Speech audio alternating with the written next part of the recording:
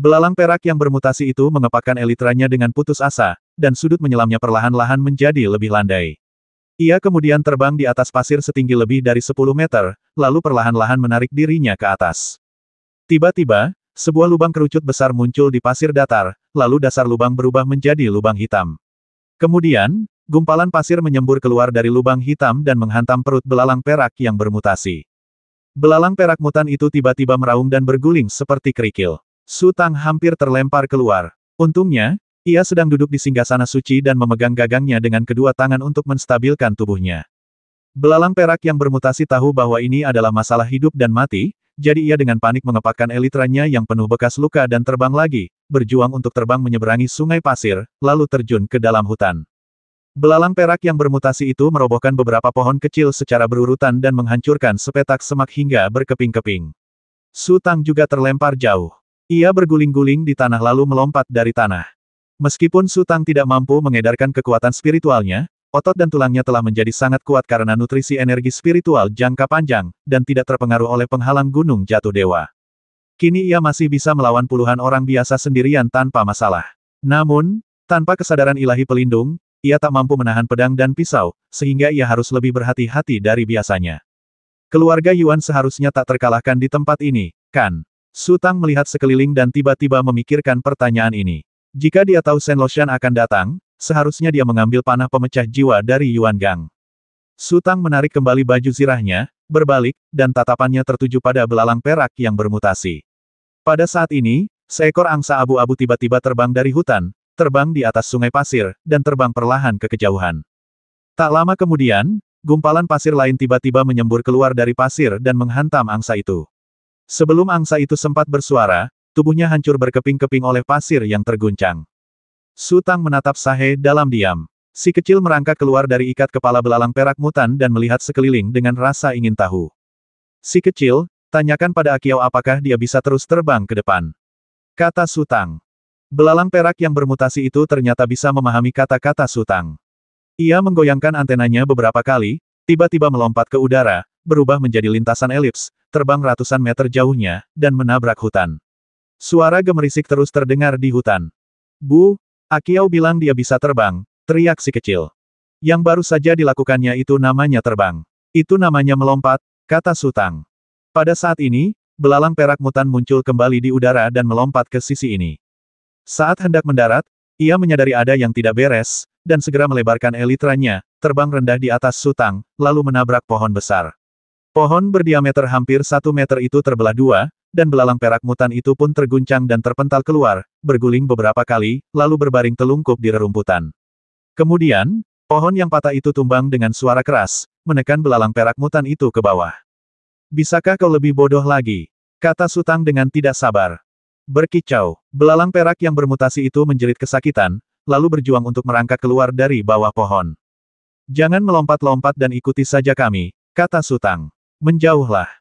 Lalu, Su Tang melangkah maju perlahan, dengan anak kecil itu duduk di bahunya sambil memandang sekelilingnya. Meskipun terdapat penghalang aneh di Gunung Shenluo, hal itu tidak memengaruhi informasi vegetasi hijau. Terakhir kali, Su Tang menggunakan vegetasi hijau untuk menghindari gelombang makhluk spiritual yang ingin menduduki tanah dan mengklaim dirinya sebagai raja, lalu keluar dari Gunung Shenluo bersama Yi Qianmeng, Xiao Xingge, dan lainnya. Mudah untuk menemukan seseorang, tetapi ada prasyarat Helan Fei Qiong tidak sengaja menyembunyikan dirinya. Setelah berjalan sekitar setengah jam, Su Tang bertemu beberapa kelompok orang. Dilihat dari pakaian dan tutur kata mereka, mereka semua adalah praktisi dari Fengshan. Mengandalkan kepekaan vegetasi hijau, Su Tang selalu mampu menghindari mereka selangkah lebih maju. Setelah berjalan beberapa saat, jumlah orang di depan semakin padat. Para praktisi dari Fengshan membentuk tim mereka sendiri dalam kelompok 3 atau 5 orang dan terus mencari di sepanjang arah yang telah mereka sepakati. Kali ini tak ada cara untuk menghindarinya. Di belakang belalang perak yang bermutasi, ada 3 praktisi dari Fengshan, mengamati jejak kaki baru yang ditinggalkan oleh belalang perak yang bermutasi. Ada orang-orang di kedua sisi, dan 5 praktisi di depan berbaris dalam satu baris, dengan jarak hanya belasan meter. Pepohonan di sini agak jarang, jadi sebisa mungkin mereka menghindarinya, mereka akan bertabrakan. Su Tang hanya berjalan perlahan ke depan. Setiap tim praktisi membawa peluit kayu. Setelah mengetahui situasinya, kemungkinan besar mereka akan menggunakan peluit tersebut untuk berkomunikasi satu sama lain, yang membuat Su Tang pusing. Namun, karena Helan Fei Qiong bisa menggunakan Gunung Godfall untuk melawan tahta suci beku, seharusnya dia juga bisa melakukannya. Mari kita lakukan selangkah demi selangkah. Ketika mereka berada sekitar 70 atau 80 meter jauhnya, kelima praktisi di sisi berlawanan mendengar gesekan ranting dan dedaunan, dan segera mulai menyerang satu tempat. Praktisi utama juga memasukkan peluit kayu ke mulutnya, siap untuk meniupnya kapan saja. Setelah lebih dari 10 detik, kedua belah pihak tiba-tiba berhadapan. Su Tang terus berjalan maju seolah-olah tidak terjadi apa-apa, sementara kultivator terdepan di sisi berlawanan mengerutkan kening dan berkata, "Apa? Apa kau tersesat?" Karena masih ada peluit kayu di mulutnya, suaranya agak tidak jelas. "Ya," Su Tang menjawab dengan santai. "Tim keempatmu sedang menuju ke sana." Petani terdepan menunjuk ke belakang. "Aku baru saja bertemu kaptenmu, dan dia bertanya apakah dia melihatmu."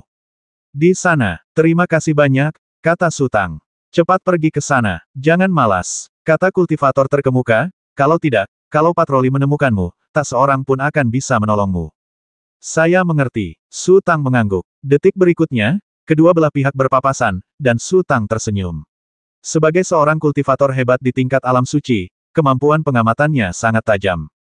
Telapak tangan kultivator terdepan berkeringat, dua kultivator lainnya tanpa sadar terus memperhatikan posisi gagang pedang mereka, dan dua kultivator lainnya tampaknya takut mengungkapkan rahasia mereka dan terus menghindari kontak mata dengan Su Tang.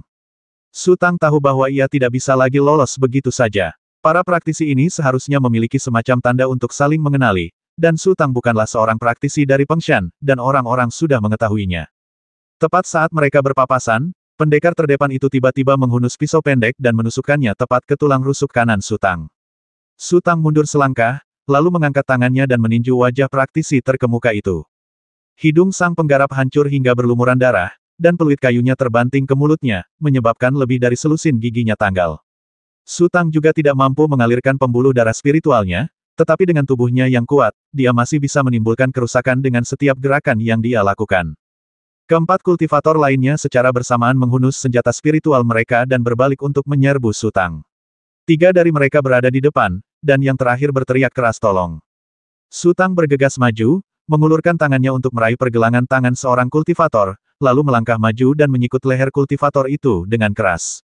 Pada saat yang sama, pedang panjang di tangan dua kultivator lainnya meleset dan jatuh di belakang Su Tang. Bang! Wajah kultivator yang disikut itu terdistorsi, dan dia tidak dapat memegang pedang ajaib itu dengan tangan kanannya, jadi Su Tang menyambarnya. Su Tang melangkah maju lagi dan melewati kultivator itu. Kemudian, pedangnya berputar dan mengiris leher kultivator itu dari samping. Darah menyembur keluar dan kultivator itu jatuh terduduk. Ketika ketiga praktisi lainnya melihat rekan mereka terbasmi, mereka meraung marah dan mengepungnya.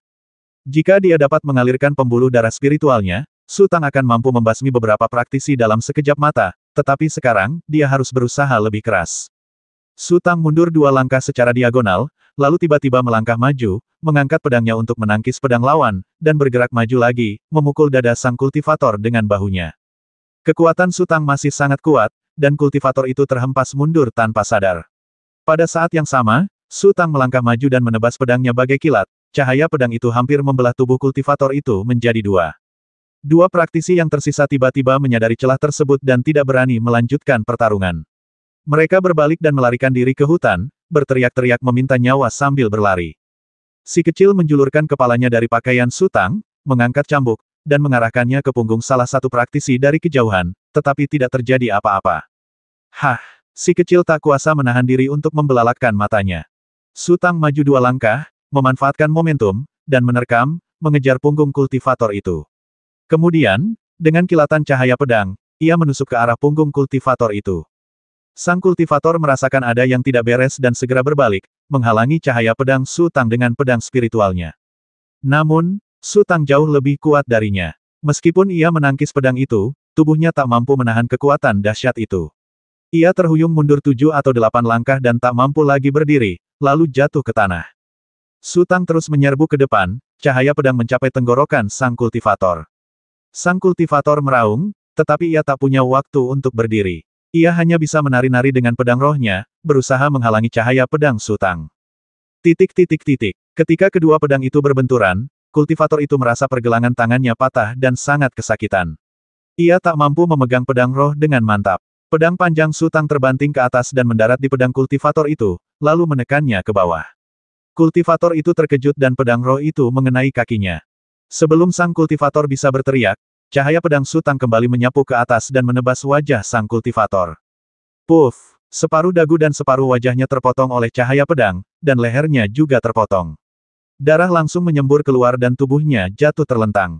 Kultivator yang tersisa menoleh ke belakang dalam kekacauan itu dan melihat beberapa rekannya telah tewas.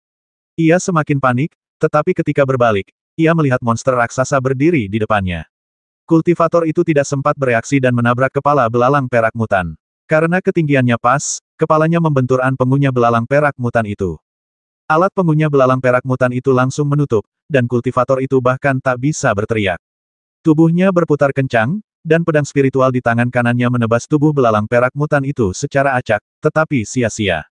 Dalam waktu kurang dari 2 detik, belalang perak yang bermutasi itu memuntahkan kepala kultivator itu lagi. Ia sangat cerdas dan berani menyakiti orang di depan Sutang, tetapi ia tidak akan pernah berani memakan siapapun. Akan tetapi, kepala sang kultivator telah berubah menjadi labu darah, dan dia kehabisan napas, dan perlahan-lahan terjatuh ke belakang. Sutang memandang ke kejauhan dan melihat praktisi di dekatnya mendengar keributan itu dan bergegas menghampiri. "Ayo pergi," kata Sutang, lalu berbalik dan melangkah masuk ke dalam hutan, sementara belalang perak yang bermutasi menggerakkan anggota tubuhnya yang tebal dan mengikuti Sutang perlahan. Setelah berlari beberapa ratus meter di hutan, Sutang berjalan menuju cekungan dan terus maju dengan mengarungi sungai. Lebih dari setengah jam kemudian, Sutang berhenti dan menoleh ke belakang dengan curiga. Awalnya dia ingin menggunakan air sungai untuk menyembunyikan jejak yang ditinggalkannya, tetapi sekelompok praktisi di belakangnya menggunakan beberapa cara yang tidak diketahui untuk menatapnya dengan saksama. Pasti ada ahli pelacakan. Sutang merasa tak berdaya. Kelompok orang itu semakin besar. Sekarang jumlahnya lebih dari 40 orang. Mustahil untuk kembali dan membubarkan mereka. Lagi pula, selama ia berhenti sebentar, lebih banyak praktisi akan berkumpul. Selain itu, para praktisi tersebut juga membawa beberapa burung kuning, yang namanya tak dapat ia ingat. Burung-burung tersebut terkadang meninggalkan kelompok dan terbang sendiri-sendiri, dan terkadang terbang kembali dari kejauhan, membuktikan bahwa para praktisi tersebut pasti masih memiliki kontak dengan dunia luar. Lakukan selangkah demi selangkah. Lagi pula, kepekaan vegetasi tidak akan terpotong oleh penghalang. Ia bisa melihat setiap gerakan lawan dengan jelas. Seperti kata pepatah, ketika air datang, tutupi dengan tanah. Ketika tentara datang, lawan mereka dengan tentara. Ia hanya akan membalas setiap gerakan dengan serangan balasan. Sutang berbalik dan terus berjalan menyusuri sungai. 10 menit kemudian, seekor burung kuning lain terbang kembali. Salah satu praktisi mengambil selembar kertas dari kaki burung itu, mengamatinya, mencibir, lalu mengucapkan beberapa patah kata. Kemudian para praktisi itu berhenti. Sutang agak bingung, tapi untungnya pihak lain berhenti. Ia melihat sekeliling, melangkah ke tepi sungai, dan masuk ke dalam hutan.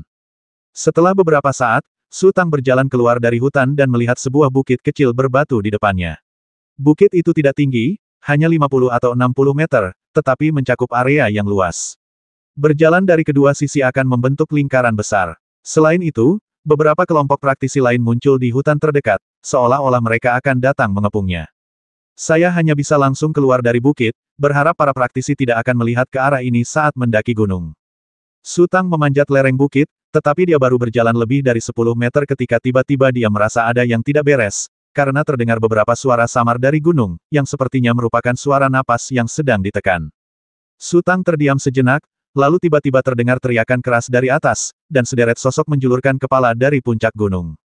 Sutang terkejut. Persepsinya sepenuhnya berasal dari tumbuhan. Puncak gunung itu gundul, jadi wajar saja ia tidak bisa merasakan apapun di atas. Saat berikutnya, semua praktisi itu mengangkat busur silang kecil dengan standar yang sama dan membidik Sutang secara bersamaan.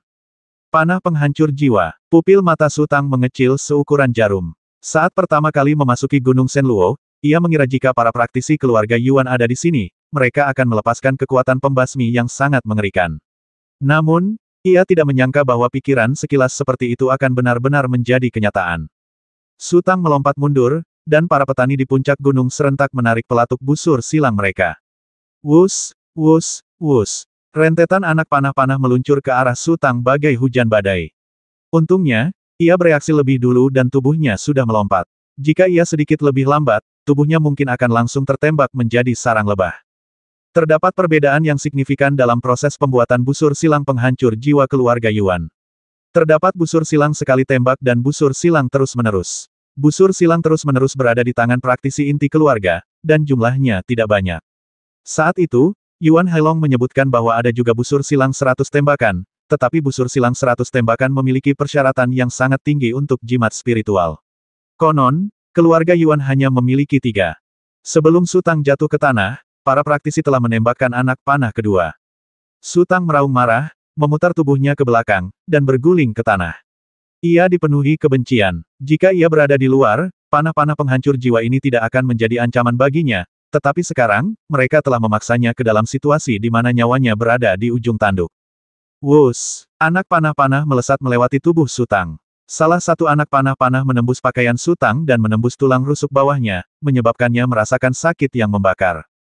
Ia tidak mampu melepaskan kesadaran ilahi pelindungnya, dan lawan menembakkan panah otomatis penghancur jiwa, sehingga kemampuan bertahannya hampir setara dengan orang biasa. Jika an vitalnya diserang, kemungkinan besar ia akan menderita luka fatal. Su Tang tidak berani tinggal sebentar. Ia melompat lagi dan mendarat di samping belalang perak mutan. Puff, puff, puff. Belalang perak mutan menerima rentetan tembakan terkonsentrasi ini untuk Su Tang. Rasa sakit yang hebat membuatnya menjerit tajam. Anak panah yang mengenai sarungnya tidak akan menyebabkan kerusakan apapun, tetapi beberapa anak panah menembus langsung ke perutnya. Para praktisi di gunung memperlambat gerakan mereka. Mereka merasa tak berdaya menghadapi monster raksasa ini. Detik berikutnya, belalang perak mutan itu mengamuk. Tanpa menunggu Su Tang berkata apa-apa, tiba-tiba ia melompat dan menghantam puncak gunung seperti bola meriam. Boom! Beberapa praktisi terkena serangan belalang perak yang bermutasi dan berubah menjadi cipratan darah dan daging, sementara praktisi lain menunjukkan kualitas yang luar biasa. Mereka tetap tenang menghadapi guncangan dan mundur ke segala arah sambil terus menembakkan panah-panah. Namun, di dalam penghalang gunung Shenluo, daya mematikan panah pemecah jiwa telah berkurang drastis, dan belalang perak yang bermutasi menjadi cukup besar dan ganas. Kecuali perut mereka, tubuh mereka diselimuti oleh selubung tebal, yang sama sekali tidak dapat ditembus oleh panah pemecah jiwa. Belalang perak yang bermutasi itu membentangkan elitranya dan berputar di tempat, mengguncang beberapa praktisi hingga berkeping-keping. Kemudian, ia memanjangkan kaki belakangnya yang tebal dan menendang seorang praktisi di belakangnya, menyebabkan perutnya pecah. Kemudian, ia membuka mulutnya dan menyemburkan bola cairan yang melesat ke arah para praktisi di depan yang masih melepaskan panah otomatis. Kekuatan tempur belalang perak mutan juga sangat terpengaruh. Namun, kekuatan cairan yang dimuntahkannya justru melemah dan tidak lagi dapat menembus tubuh manusia dengan mudah, tetapi toksisitasnya yang melekat tidak hilang. Pakaian para praktisi itu basah kuyup, lalu mereka melolong kesakitan. Beberapa membuang busur panah penghancur jiwa mereka dan mati-matian mencakar wajah dan tubuh mereka, sementara yang lain langsung buta dan berlarian sambil berteriak. Belalang perak yang bermutasi itu menerjang maju dengan agresif. Ia membenci orang-orang di depannya karena baru pertama kali ia merasakan sakit yang begitu hebat sejak kecil. Meskipun si kecil sering memberinya pelajaran, ia tidak akan menghajarnya sampai mati. Sedikit kekuatan itu hanya untuk menggelitiknya, yang sama sekali berbeda dengan apa yang terjadi sekarang. Pada saat ini, Su Tang melihat sejumlah besar praktisi berkumpul di hutan di kejauhan, di antaranya ada sekitar 20 orang yang memegang busur panah penghancur jiwa. Ia menarik napas panjang dan berlari cepat mendaki gunung. Belalang perak yang bermutasi masih melampiaskan amarahnya pada mayat itu. Su Tang lewat. Ia membungkuk dan meraih 2 panah otomatis penghancur jiwa secepat mungkin, lalu berteriak pelan, "Ayo pergi." Belalang perak yang bermutasi itu menoleh dan menatap Su Tang dengan mata majemuknya yang besar. Kemudian, warna merah tua di mata majemuknya perlahan memudar, dan kembali jernih. Ia menggerakkan anggota tubuhnya dan mengikuti Su Tang. Su Tang bergegas menuruni lereng bukit secepat mungkin. Ia telah lama menjadi Grandmaster dan terbiasa bepergian jauh dan jauh. Kini ia harus mengandalkan kakinya untuk berlari kemana-mana, yang membuatnya sangat tidak nyaman. Namun, ini adalah Gunung Shenluo, dan ia hanya bisa berusaha sebaik mungkin untuk beradaptasi. Tidak ada cara lain. Untungnya, hutan lebat ada di mana-mana dan banyak tempat persembunyian. Setelah melarikan diri ke dalam hutan, Su Tang tidak berani tinggal diam dan terus bergerak maju. Ketika ia telah berjalan sekitar 1000 meter, tubuhnya tiba-tiba bergetar. Selusin kultivator berkuda tinggi muncul di hadapannya. Jika mereka ksatria biasa, Su Tang tak akan peduli, tetapi yang dilihatnya adalah kuda besi keluarga Xiao, dan ia juga melihat Xiao Hua yang pernah ditemuinya sebelumnya. Kuda-kuda besi juga sangat tertekan di sini, setidaknya mereka tidak bisa lagi terbang di udara. Namun, kecepatan mereka masih jauh lebih cepat daripada orang biasa. Ketika ia menemukan Xiao Hua, ia melihat Xiao Hua mengendalikan kuda-kuda besi untuk dengan mudah menyeberangi kolam air yang lebarnya lebih dari 100 meter. Xiao Hua ternyata juga muncul. Bukankah dia memang memilih Helan Fei Qiong sejak awal? Ekspresinya berubah begitu cepat, apa dia sudah bersemangat untuk membantu tahta suci beku dan memburu Helan Fei Qiong? Para ksatria berkuda besi keluarga Xiao maju serempak, dengan jarak lebih dari 30 meter di antara mereka, membentuk jaring besar. Terlebih lagi, mereka datang dengan sangat cepat. Su Tang melihat sekeliling lalu menunjuk ke sebuah pohon menjulang tinggi di sampingnya. Belalang perak yang bermutasi itu mengerti maksud Su Tang dan memanjat pohon yang menjulang tinggi. Meskipun ukurannya besar, dahannya sangat tajam dan kuat, serta berduri, sehingga ia tidak kesulitan memanjat pohon. Ketika Su Tang dan belalang perak mutan bersembunyi di dahan yang tebal, ksatria kuda besi di depan mendekat. Su Tang menghela napas pelan. Ia mengenali ksatria kuda besi itu. Ia adalah Xiao Xingli dari keluarga Xiao, mantan pelamar si Xiaoru, dan mereka sempat bertengkar hebat karena hal ini. Hanya keturunan keluarga Xiao yang telah mencapai puncak leluhur agung yang memenuhi syarat untuk menjadi ksatria kuda besi. Dengan cara ini, mereka dapat menggunakan energi spiritual yang dipancarkan oleh kuda besi untuk membantu menerobos hambatan. Xiao Xingli mendekati pohon yang menjulang tinggi itu dan hendak melewatinya ketika ranting-rantingnya tiba-tiba berderak.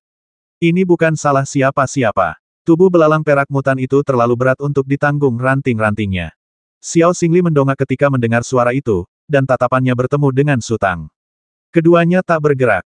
Xiao Xingli tampak sangat terkejut, tetapi wajah Su Tang semuram air. Ia menggunakan ranting-ranting pohon untuk menutupi tangannya, dan ujung jarinya sudah berada di busur silang poling, siap menyerang kapan saja. Damai, damai, damai. Para ksatria kuda besi merespons satu demi satu, dan tak lama kemudian giliran Xiao Xingli. Ia tiba-tiba tersenyum dan berteriak, damai. Jawabannya disampaikan secara turun-temurun, Xiao Xingli menghunus pedang ajaibnya, memotong sepotong kulit kayu, menulis beberapa kata di atasnya, lalu menunggangi kuda besinya dan terus bergerak maju. Tak lama kemudian, para ksatria berkuda besi keluarga Xiao keluar dari hutan dan bertemu dengan para praktisi Fengshan yang turun dari Gunung Botak. Mereka berbincang sejenak, lalu para ksatria berkuda besi keluarga Xiao, di bawah komando Xiao Hua, berpencar ke berbagai arah. Su Tang terdiam sejenak, lalu melompat turun dari pohon, mengambil sepotong kulit kayu, dan melihat beberapa kata terukir di atasnya dengan pedang jangan berkeliaran, tunggu aku kembali. Xiao Xingli seharusnya pergi ke timur, tetapi ia memacu kuda besinya dan berbicara beberapa patah kata dengan ksatria berkuda besi lainnya, dan keduanya bertukar posisi. Ksatria berkuda besi itu pergi ke timur, sementara Xiao Xingli dan beberapa ksatria berkuda besi lainnya berjalan kembali ke hutan. Mereka berlima terbagi menjadi 5 kelompok dan mencari di hutan lagi. Su Tang awalnya tidak berani mempercayai Xiao Xingli, tetapi Xiao Xingli tidak mungkin tahu bahwa ia memiliki kemampuan indera yang begitu kuat. Ketika mereka tiba di luar hutan, Xiao Xingli memiliki banyak kesempatan untuk memberitahu Xiao Hua, tetapi dari awal hingga akhir, Xiao Xingli tetap tenang. Beberapa menit kemudian, Xiao Xingli kembali mendekati pohon yang menjulang tinggi itu dan sampai di bawahnya. Ia memperhatikan gerakan di kedua sisi pohon, lalu mengangkat kepalanya dan menatap pohon itu. Ia melihat sepasang mata majemuk besar sedang menatapnya. Xiao Xingli terkejut. Kemudian, Su Tang muncul dari balik pohon. Melihat Su Tang, Xiao Xingli menghela napas lega. Naiklah ke kuda, aku akan membawamu pergi, bisik Xiao Xingli. Su Tang tidak berkata apa-apa, ia hanya berbalik dan melompat ke atas kuda besi. Pada saat itu, dengan suara plop, belalang perak mutan itu melompat turun dari pohon, dan perutnya yang besar menghantam tanah, membuat lubang. Xiao Xingli melirik belalang perak yang bermutasi, mengalihkan pandangannya, lalu kembali menatap. Belalang perak yang bermutasi membuatnya merasa tidak nyaman, dan ia punya banyak pertanyaan, tetapi sekarang jelas bukan saatnya. Aman, seorang ksatria di kuda besi berteriak dari kejauhan, Xingli, apa yang terjadi di sana? Aku selamat, teriak Xiao Xingli. Tidak terjadi apa-apa, aku hanya menabrak pohon mati. Aman, teriak ksatria kuda besi berikutnya dari jauh. Setelah berjalan melewati hutan selama lebih dari setengah jam, Xiao Xingli menghentikan kudanya dan berteriak, orang itu pasti tidak sampai sejauh ini. Ayo kita berpencar dan mencarinya. Baiklah, seorang ksatria di atas kuda besi menjawab, Xingli, sebaiknya kau berhati-hati. Jangan khawatir, Paman ke-6, kata Xiao Xingli sambil tersenyum. Kemudian, Xiao Xingli menunggu di sana sejenak, sementara para ksatria kuda besi lainnya membalikkan kuda mereka dan berlari kencang ke arah asal mereka. Xiao Xingli memperkirakan rekan-rekannya hampir habis, jadi ia memacu kuda besinya dan melesat maju. Kecepatan kuda besi itu luar biasa cepat. Belalang perak mutan itu berusaha sekuat tenaga, tetapi jarak di antara mereka justru semakin jauh. Tentu saja, belalang perak mutan itu tidak pandai berlari, jadi jika itu adalah kompetisi terbang di udara, ia belum tentu kalah.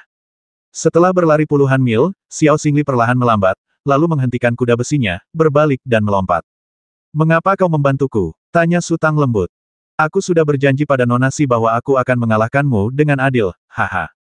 Tapi sekarang rasanya seperti lelucon." Senyum Xiao Xingli memudar. "Aku menerima surat dari kakak ketigaku." "Saudara ketiga yang mana?" Su Tang tercengang. "Kakak ketiga Yuan," kata Xiao Xingli, "dia bilang kau telah bekerja keras untuk membalaskan dendam Hailong. Benarkah itu?" "Dia meninggal di luar kota Jingtao, dan dia meninggal untukku." Su Tang berkata, "Tentu saja aku harus membalaskan dendamnya." "Benar," kata Xiao Xingli, "aku juga ingin membalaskan dendam Hailong, tapi aku tidak penting dan tidak punya pengaruh dalam keluarga. Kemajuanku lambat dan tidak punya banyak teman yang berpengaruh. Mengharapkan aku membalas dendam, mungkin butuh 100 atau 80 tahun. Jadi, kau tidak boleh mati sebelum balas dendam Hailong terbayar." "Kamu," Su Tang mengerutkan kening. "Tidak percaya." Xiao Xingli mendesah pelan. "Sebenarnya, Hailong dan aku dulu punya hubungan yang sangat baik. Aku berutang banyak padanya sejak kami bertemu. Kalau tidak, menurutmu kenapa kakak ketiga mau menulis surat khusus kepadaku?" "Tapi sepertinya hubunganmu dengannya tidak sedekat itu," kata Su Tang. "Sebelumnya aku memang kurang ajar, terutama saat bertengkar dengan Bao Bao, yang membuat Hailong agak sedih. Sekarang aku tahu aku memang tidak masuk akal, tapi dulu kupikir Hailong bersikap jahat karena membantu Bao Bao, bukan aku." Xiao Xingli berkata, "Kemudian, kami jadi agak jauh. Meskipun kami sering bertemu demi Bos Su, kami semakin jarang mengobrol." "Sayang, apakah itu Ku Baby?" tanya Su Tang. "Ya, itu dia." Xiao Xingli berkata, "Anak itu cepat marah. Aku bahkan lebih cepat darinya. Kami berdua masih muda saat itu, jadi setelah beberapa patah kata, kami mulai bekerja keras. Hailong itu, orang yang sangat jujur, selalu berpihak pada pihak yang benar daripada pihak keluarga. Dia bahkan bilang aku keterlaluan. Saat itu, aku sangat membencinya sampai-sampai kupikir Hailong telah mengkhianati persahabatanku. Sekarang aku sadar betapa beruntungnya memiliki teman seperti dia dalam hidup. Selama bertahun-tahun, aku mencari kesempatan untuk meminta maaf padanya, lanjut Xiao Xingli, tapi aku sudah menundanya begitu lama, dan sekarang tidak ada kesempatan lagi." Su Tang tampak agak sedih. Sikap Xiao Xingli tulus dan dapat dipercaya. "Su Tang, apa yang kamu lakukan di sini?" Xiao Xingli bertanya lagi. "Kudengar tahta suci pegunungan dan lautan terjebak di sini," kata Su Tang. "Tahta suci gunung dan lautan." Xiao Xingli tercengang. "Kau juga ingin mendapatkan rahasia gunung dan lautan?" "Tidak," Su Tang menggelengkan kepalanya. "Tahta suci pegunungan dan laut telah berjasa padaku. Sekarang dia dalam kesulitan, wajar saja kalau aku harus membantunya." Xiao Xingli terdiam lama, lalu tersenyum pahit. "Ketika aku menerima surat dari kakak ketiga, aku merasa telah salah menilaimu. Kau berani datang ke sini. Ini bukti lain bahwa kau setidaknya jauh lebih kuat daripada keluarga Xiao kita. Entah berapa banyak orang yang menyalahkan keluarga Xiao kita dan mengutuk mereka saat ini. Kau berbeda dariku," kata Su Tang, "keluarga Xiao kaya dan berkuasa. Satu tindakan saja bisa memengaruhi seluruh keluarga. Kita tidak berani mengambil risiko dengan mudah." "Tidak berani ambil risiko. Omong kosong." Xiao Xingli mencibir, "Kurasa itu karena sudah tidak ada manfaatnya lagi." "Hehe," Su Tang tersenyum. "Apakah kamu tahu di mana tahta suci gunung dan laut sekarang? Kalau aku bisa menemukannya, dia pasti tidak akan bertahan sampai hari ini." Xiao Xingli menggelengkan kepalanya. Su Tang terdiam beberapa saat, lalu berkata, "Sudahlah. Kembalilah dan jangan menarik perhatian mereka. Aku bisa pergi sendiri." "Tidak apa-apa," kata Xiao Xingli, "jangan khawatirkan aku. Aku seharusnya mengawal seorang tahanan kembali. Bibi Xiao Hualah yang sementara mengerahkan ksatria kuda besi, jadi aku bergegas ke sana. Sekarang aku harus kembali dan menjemput tahanan itu." "Apakah ada orang lain yang datang untuk membantu tahta suci pegunungan dan lautan?" tanya Su Tang penasaran. "Musuh dari musuhku adalah temanku. Mungkin ada baiknya bertemu dengannya." "Aku juga tidak tahu apa yang dia lakukan di sini," kata Xiao Xingli, lalu tiba-tiba tertawa. "Orang itu persis seperti tahta suci beku. Aku terkejut saat melihatnya, tapi aku tidak menyangka dia akan berbalik dan lari. Saat itulah aku menyadari bahwa aku salah. Kelihatannya sangat mirip dengan tahta suci beku." Su Tang tiba-tiba teringat sesuatu dan menatap Xiao Xingli dengan heran. Xiao Xingli tampak bingung. "Ada apa?" "Itu mengingatkanku pada seorang teman lama." Su Tang berhenti sejenak dan bertanya, "Di mana orang itu?" Aku tidak akan menyembunyikannya darimu, kata Su Tang, dia mungkin saudara kandung dari Frozen Sein. Apakah kamu bercanda? Xiao Xingli terkejut. Apakah aku akan bercanda tentang hal seperti itu? Tanya Su Tang balik. Kalau begitu aku dalam masalah besar, ya. Xiao Xingli tampak sedikit khawatir. Kalau tahta suci beku tahu, aku khawatir bahkan pasangan di keluargaku pun tak akan bisa menyelamatkanku. Ini bukan masalah. Su Tang menggelengkan kepalanya. Jika tahta suci beku tahu kau telah menangkap saudaranya, kemungkinan besar mereka akan menghadiahimu dengan sangat mahal. Apa artinya? Ayo pergi, bawa aku menemuinya, dan kita bisa bicara sambil berjalan, kata Su Tang. Su Tang kembali menunggangi kuda besinya. Xiao Xingli yang sudah sangat mengenal medan di sekitarnya, memacu kuda besinya. Sesampainya di sebuah bukit, Su Tang sudah menceritakan kisah pertemuannya dengan Bai Ze di Lautan Es. Su Tang, apa kau bercanda? Tanya Xiao Xingli sambil tersenyum kecut, dan kau bahkan menghadiahiku. Santo beku begitu kejam pada saudara-saudaranya sendiri, bagaimana mungkin dia membiarkan skandal seperti itu terbongkar? Jika dia tahu Bai Ze jatuh ke tanganku, akulah orang berikutnya yang akan mati. Kau juga tahu itu. Su Tang tersenyum. Omong kosong, aku tidak bodoh. Xiao Xingli melihat sekeliling dan berkata, tidak jauh, tepat di balik gunung di depan. Pelan-pelan sedikit, kata Su Tang. Baiklah. Xiao Xingli menjawab lalu memperlambat laju kudanya. Xingli, berapa banyak orang yang dikirim oleh tahta suci beku kali ini? Tanya Su Tang. Haha, hampir setengah dari praktisi di Fengshan ada di sini, kata Xiao Xingli. Benarkah seserius itu? Gumam Su Tang, dendam yang begitu besar pasti. Kau tidak mengerti, tapi aku punya gambaran kasar, kata Xiao Xingli. Ada yang bilang ketika Santo beku keluar dari pengasingannya, dia tidak berniat membuat kekacauan seperti itu. Dia hanya ingin memaksa Santo Gunung dan Laut untuk tunduk dan menghormatinya. Tapi dia orang yang lebih suka hancur daripada tunduk. Mereka tidak bisa mencapai kesepakatan, dan akhirnya berselisih. Sepertinya, gua es yang telah digarap dengan susah payah oleh Santo beku selama lebih dari 100 tahun telah dihancurkan sepenuhnya olehnya. Harta karun yang tak terhitung jumlahnya hancur dalam sekejap, jadi tentu saja dia akan bertarung sampai mati. Itu hanya pendapat satu orang yang kau dengar. Su Tang menggelengkan kepalanya dan berkata, tidak sesederhana itu. Oh, lalu menurutmu apa yang terjadi? Tanya Xiao Xingli. Dia telah dipromosikan menjadi Sage Agung. Jika gua es hancur, dia bisa membangunnya kembali. Jika harta karun hancur, dia bisa mengumpulkannya perlahan-lahan. Su Tang berkata yang benar-benar dia pedulikan, mungkin adalah orang-orang di surga di balik surga. Surga di balik surga. Xiao Xingli berhenti sejenak. Su Tang, apa yang kau bicarakan? Helan sang bijak.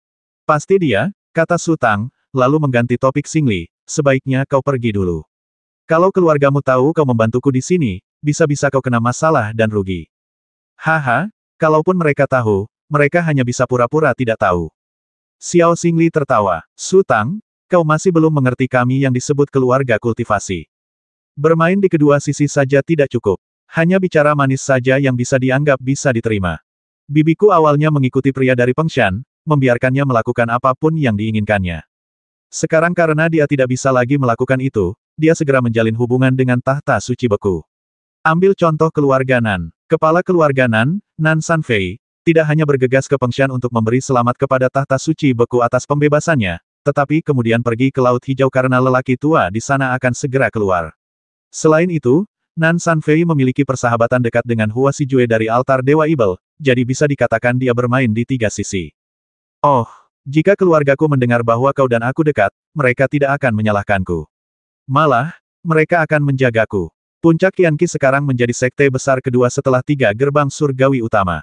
Xiao Xingli berkata, tentu saja, jika kau kalah, atau jika aku mendapat masalah lagi, keluargaku mungkin akan mengeluarkanku. Mereka pasti tidak akan membiarkanku membawa masalah bagi keluarga Xiao. Kamu sudah melihat banyak hal dalam beberapa tahun terakhir, Su Tang tersenyum. Kau tidak banyak berubah, kata Xiao Xingli, sejujurnya, awalnya aku cukup berani memanggilmu Su Tang. Kalau kau menunjukkan sedikit saja ketidaksabaran, aku akan langsung pergi. Meskipun aku tidak akan mengkhianatimu, aku pasti akan menjauhimu mulai sekarang. Hehe, aku tidak akan menunjukkan wajahku di depan orang lain untuk dipukul. Kau terlalu memikirkannya, kata Su Tang. Siapa yang membuatku begitu menyinggungmu sebelumnya, kata Xiao Xingli sambil tersenyum kecut, mataku sungguh tak ada bedanya dengan orang buta. Kalau aku melihatmu seperti sekarang, aku pasti akan mengejarmu setiap hari dan memanggilmu bos.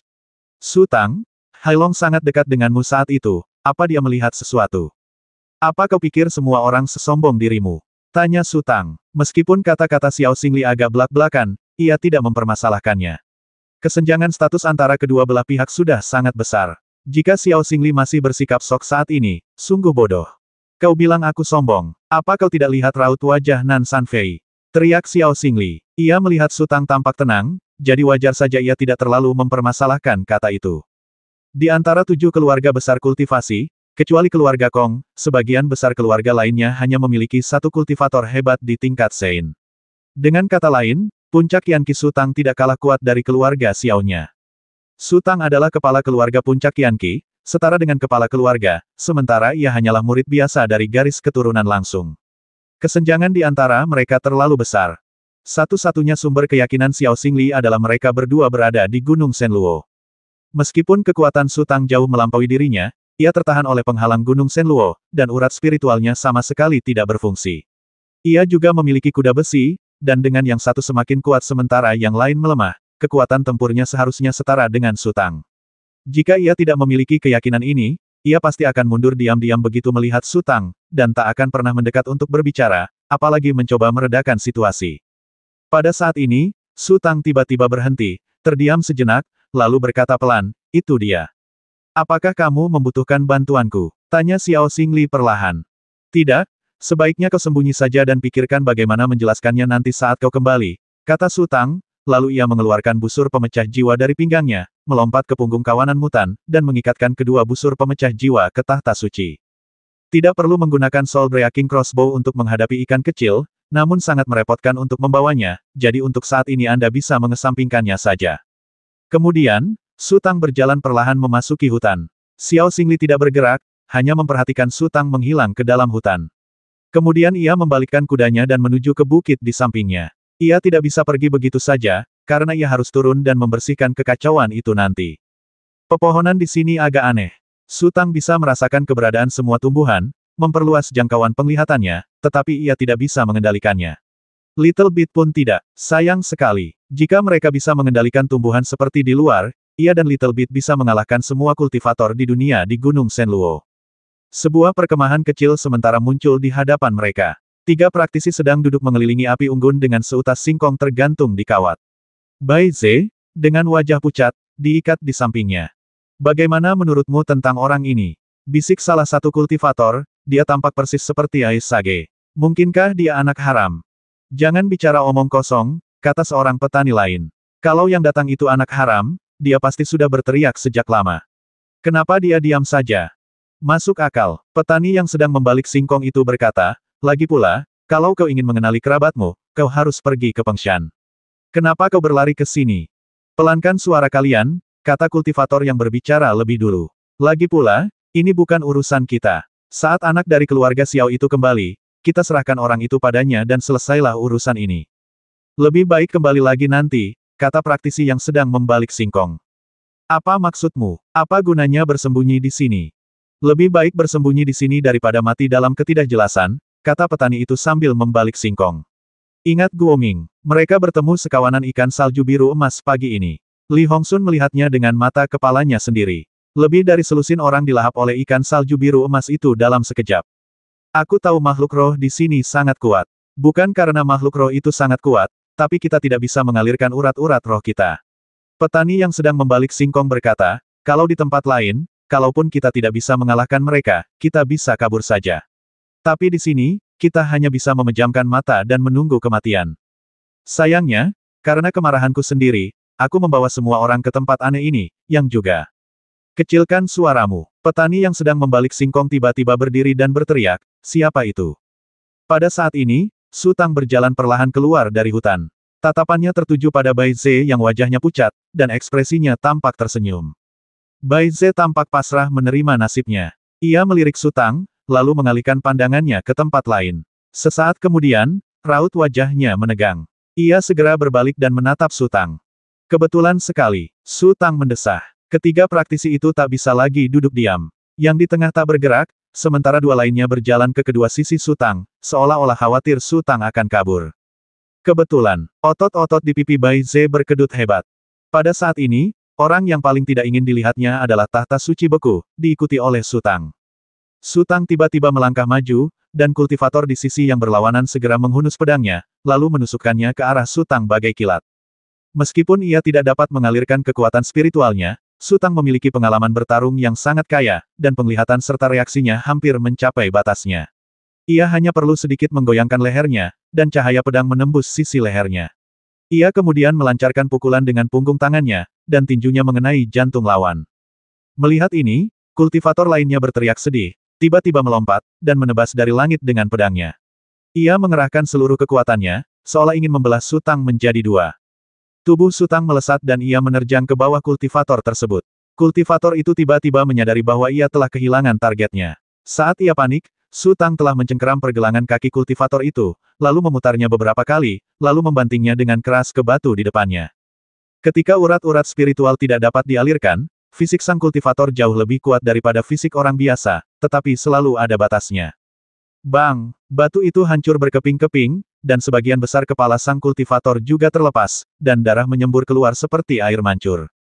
Kultivator terakhir terkejut dan segera berbalik.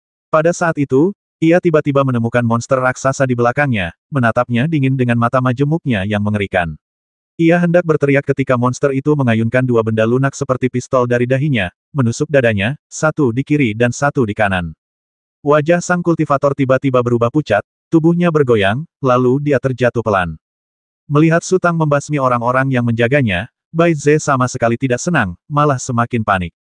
Ia memutar tubuhnya dan menyadari bahwa ia tidak punya cara untuk melepaskan diri dari rantai besi saat ini. Yang bisa ia lakukan hanyalah mencoba mundur. Su Tang berjalan perlahan, duduk di samping api unggun, mengambil singkong yang terbakar dari api dengan ranting, lalu mengupas kulit hitam yang terbakar itu. Kamu mau satu? Su Tang menggoyangkan singkong ke arah Bai Ze. Wajah Bai Ze dingin dan dia tidak mengatakan apapun. Lupakan saja. Su Tang mulai makan sendiri, lalu menemukan beberapa botol porselen kecil dan sekantong anggur dari mayat. Botol-botol porselen kecil itu berisi wuhua juding dan kualitasnya sangat buruk. Su Tang membuang botol-botol porselen kecil itu ke samping. Bai Ze terus menatap Su Tang dalam diam. Su Tang membuka kantong anggur, menggigit singkong beberapa kali, lalu menyesap anggurnya. Ia tampak sangat sibuk. Sebenarnya, Su Tang sedang mencoba memahami maksud Bai Ze. Dia telah memasuki alam suci, dan dunia menjadi sangat berbeda baginya. Misalnya, Xiao Sun, tangan beracun yang pernah membuatnya khawatir dan telah menyelinap ke kota bulan gelap, telah menjalin kontak dengan Helan Yuan Zheng melalui USI. Misalnya, para ibel besar di altar Dewa Ibel, yang awalnya memiliki sikap yang tidak jelas, dengan cepat mencapai konsensus kolektif dan menerima identitasnya, karena ia adalah seorang prajurit berpakaian ibel yang telah menembus alam suci. Contoh lain, Xiao Xingli barusan juga mengungkapkan niat keluarga Xiao dengan cara tertentu. Setidaknya, keluarga Xiao tidak akan pernah menjadi musuhnya tanpa alasan. Dia berada di alam suci, eksistensi tertinggi di dunia. Jadi, apakah akan terus bersikap bermusuhan atau memiliki saling pengertian, inisiatif ada di tangannya.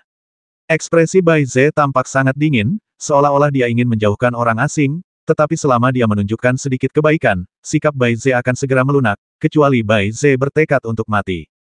Selama masih ada secercah harapan, mustahil untuk menyerah pada harapan yang diberikan Su Tang.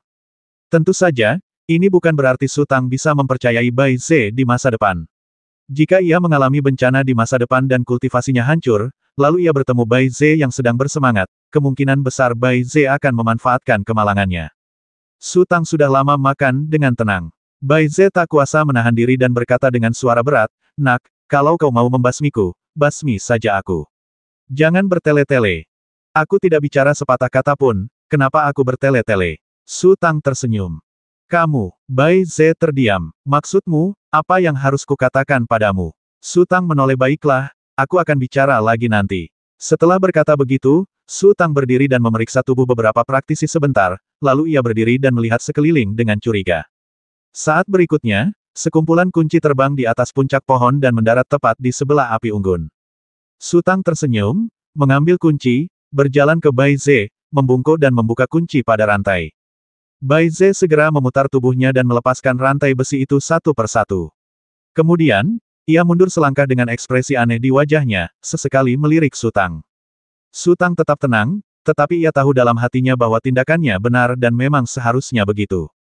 Kebencian, cinta, dan sebagainya, semuanya adalah gejolak emosi, tetapi tak ada gejolak emosi yang abadi, karena waktu akan membuat segalanya memudar. Hua Shijue dan Si Kongquo adalah musuh bebuyutan. Ketika Si Kongquo menerima tantangan dari istri Hua Shijue pasti ingin mencabik-cabiknya. Tapi sekarang, berkat Su Tang dan Si Xiaoru, hubungan keduanya membaik pesat. Makhluk agung yang meninggalkan buku harian di dalam lonceng itu dipenuhi duka mendalam bagi perempuan di dalamnya, dan kerinduan akan teman-temannya. Namun, 10.000 tahun kemudian, ia bahkan tak ingat nama mereka. Bahkan saat melihat buku harian itu, ia tak ingat lagi pengalaman-pengalaman indah, tragis, dan konyol yang pernah dialaminya. Dia dan Bai Ze memang memiliki kebencian yang mendalam. Dialah yang menggunakan badai pedang ajaib untuk menghancurkan sarang Bai Ze sepenuhnya, tetapi dia tidak bisa sepenuhnya disalahkan. Bai Ze telah menjadi ancaman besar baginya terlebih dahulu. Fluktuasi emosi dapat dilupakan dan secara alami dapat diubah. Apa yang kau lakukan di Gunung Shenluo? Tanya Su Tang lembut. Apakah aku perlu memberitahumu? Kata Bai Ze dingin. Kenapa repot-repot? Kata Su Tang, mari kita bicara terus terang, mungkin kita bisa bekerja sama sekali. Setelah mengatakan itu, tatapan Su Tang menyapu belalang perak yang bermutasi itu. Kita tidak punya apa-apa untuk diajak bekerja sama. Bai Ze berkata dengan datar, tetapi dia tetap menerima saran psikologis Su Tang, menoleh untuk melihat belalang perak yang bermutasi, dan melihat tahta suci di belakang belalang perak yang bermutasi. Pipi Bai Ze meringis tak terkendali. Meskipun ia berpura-pura tenang, tatapannya menjadi gelisah dan bergerak ke sana kemari. Setelah beberapa saat, Bai Ze mencibir, "Wah, kau sungguh hebat. Baru sebentar, dan kau sudah bisa duduk di tahta suci. Sepertinya si brengsek Xiao Meng itu sangat mengagumimu. Hehehe, tapi, apa kau memenuhi syarat? Itu bukan tahta suciku." Su Tang berkata, "Lagi pula, aku tidak ada hubungannya dengan tahta suci beku. Kalau tidak, untuk apa aku membasmi orang-orang dari Fengshan?" Ia merasa lega. Karena ia tidak tahu tujuan Bai Ze, ia tidak bisa bicara sembarangan. Cara terbaik adalah memancing Bai Ze untuk bicara lebih dulu agar ia bisa mengambil inisiatif. Tahta suci memiliki pengaruh yang sangat besar terhadap Bai Ze, membuatnya sangat bingung. Akibatnya, ia mengungkapkan posisinya dalam kata-katanya. Karena ia mengatakan bahwa Xiao Meng dari tahta suci beku adalah seekor binatang buas, maka Bai Ze pasti datang untuk menentang tahta suci beku.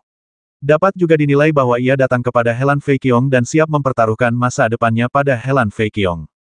Itu bukan tahta suci milikmu. Bai Ze tertegun lalu milik siapa? Itu adalah tahta suci tanpa cahaya, kata Su Tang. Wu Guang. Bai Ze terdiam sejenak, dia bersedia memberikan tahta suci kepadamu. Aku tidak percaya. Sekalipun dia tidak mau, aku harus mengalah. Su Tang berkata dengan tenang, aku akan menggunakan tahta suci ini untuk menghancurkan Wu Guang menjadi bubur. Kau. Bai Ze tiba-tiba menyadari sebuah fakta yang telah ia abaikan. Kau telah menembus alam suci. Itu hanya keberuntungan belaka, kata Su Tang.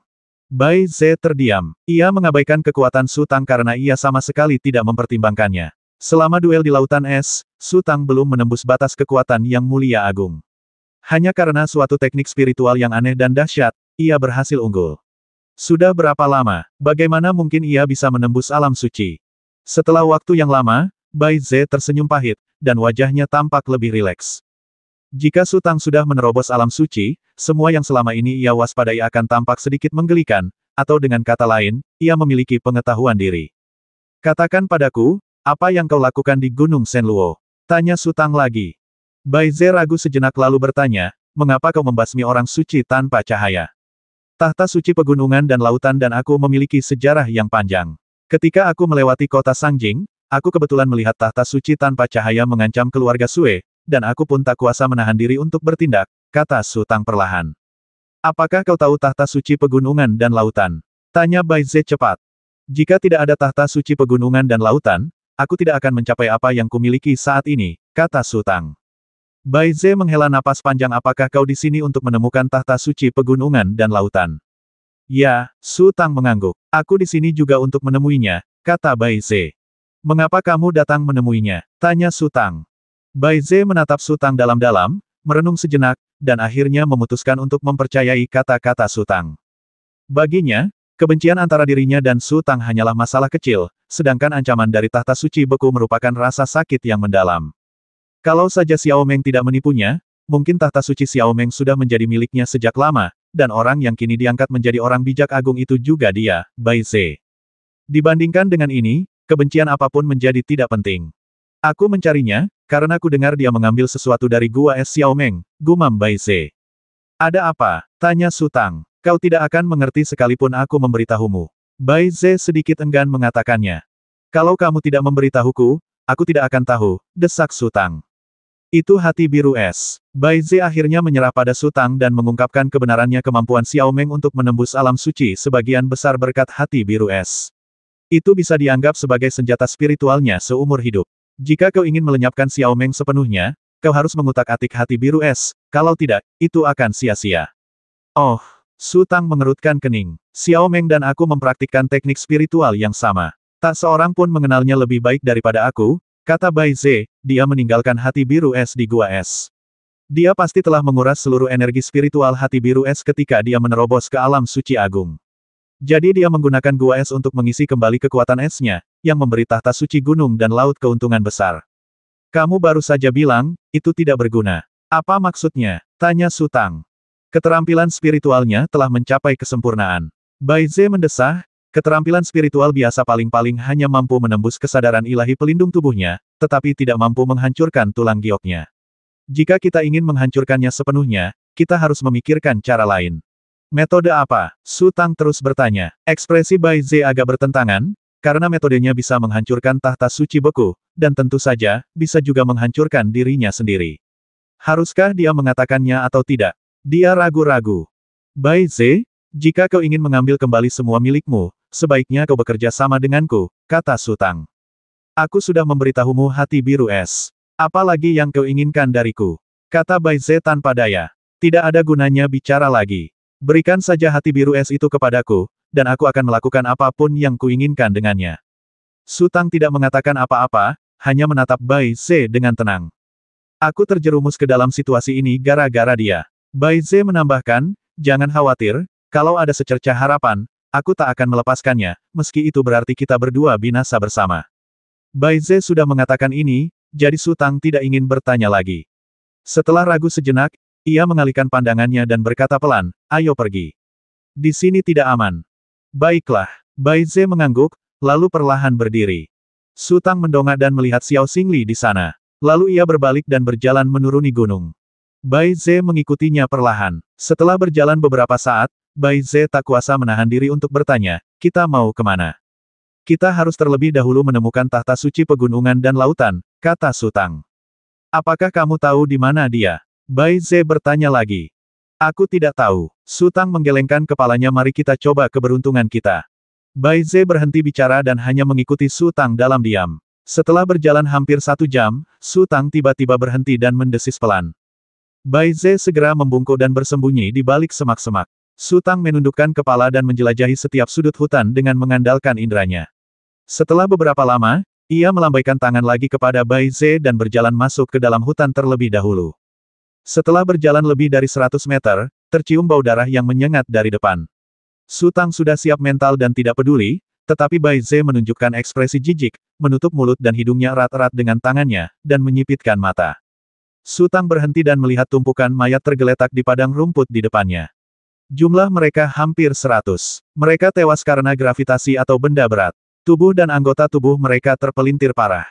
Setelah memeriksa beberapa mayat secara berurutan, Su Tang perlahan berdiri. Ia tiba-tiba teringat apa yang dikatakan Qi Xiang di Danau Daguangming. Tangannya berat sekali.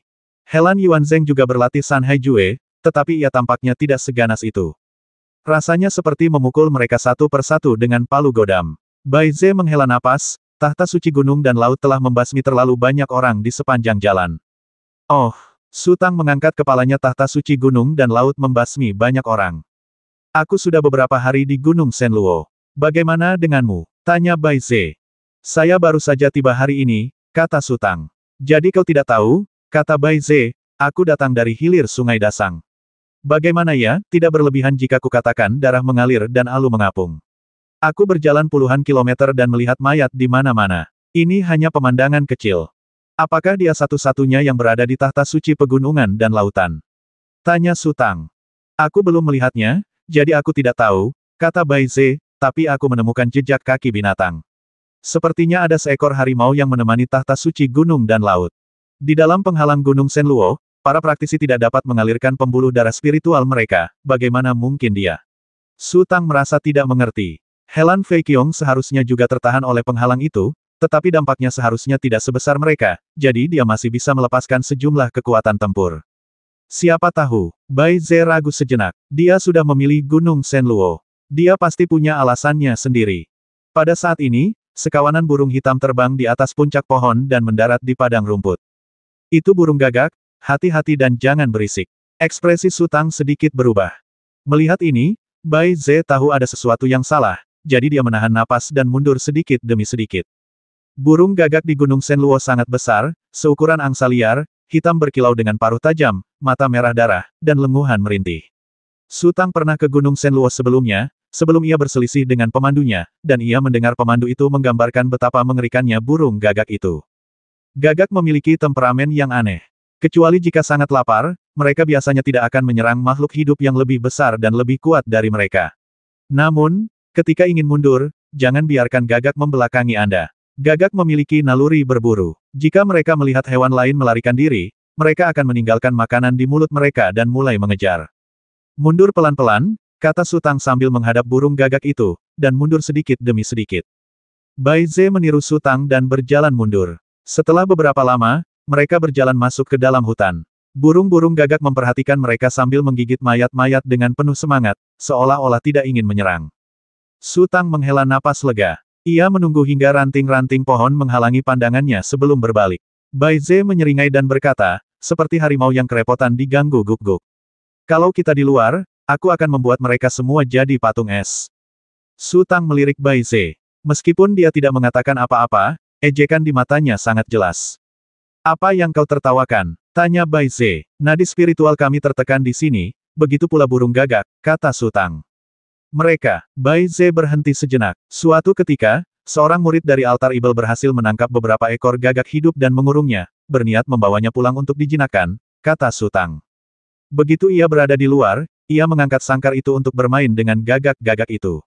Gagak-gagak itu mematuk pintu sangkar dengan paruh mereka yang tajam, lalu mematuk kepalanya dengan paruh kedua. Murid-murid lainnya membutuhkan usaha yang sangat keras untuk membasmi semua gagak itu.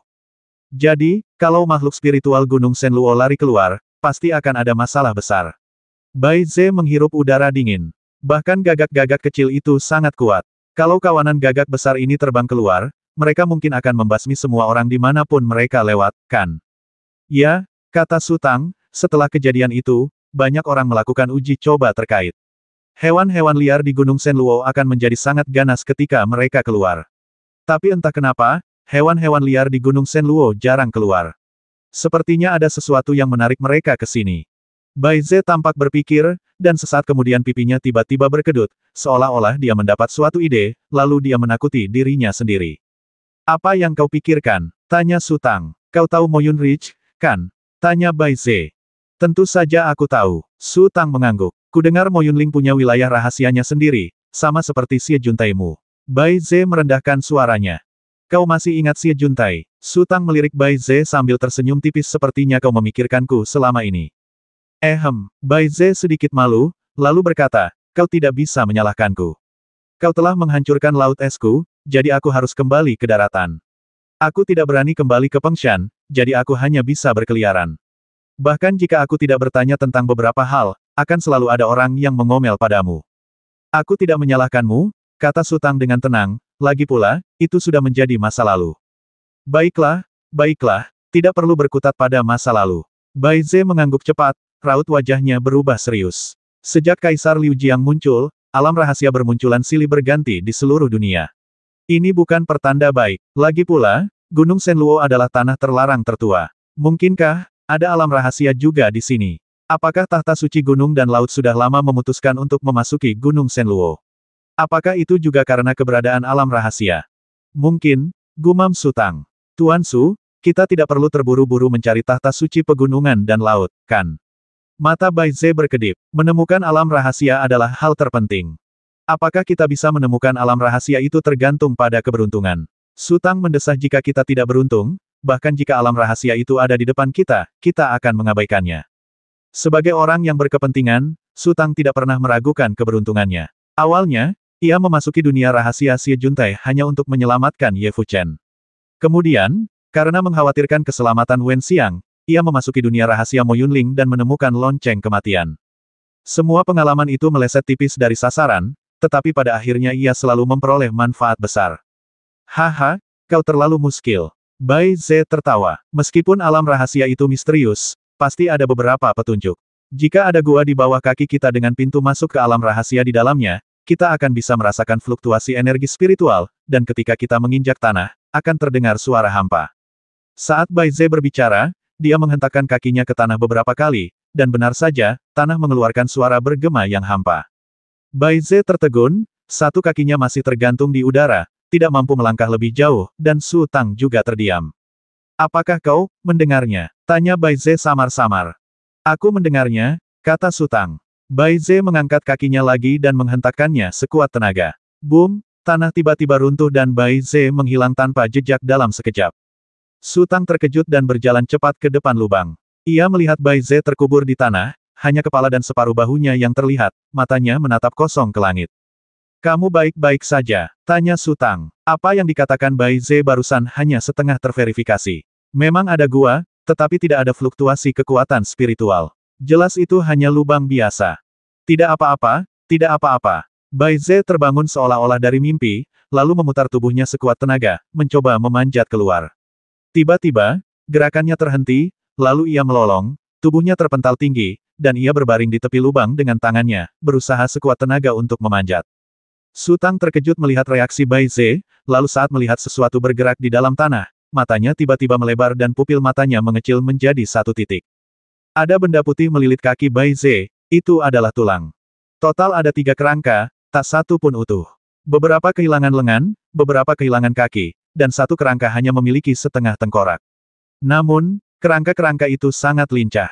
Mereka mencengkeram kaki Bai Ze erat-erat, membuka mulut lebar-lebar, dan menggerogoti kaki Bai Ze dengan putus asa. Bagaimanapun, Bai Ze adalah seorang kultivator hebat, dan tubuhnya sangat kuat. Menggigit sepotong daging pun tidak mudah.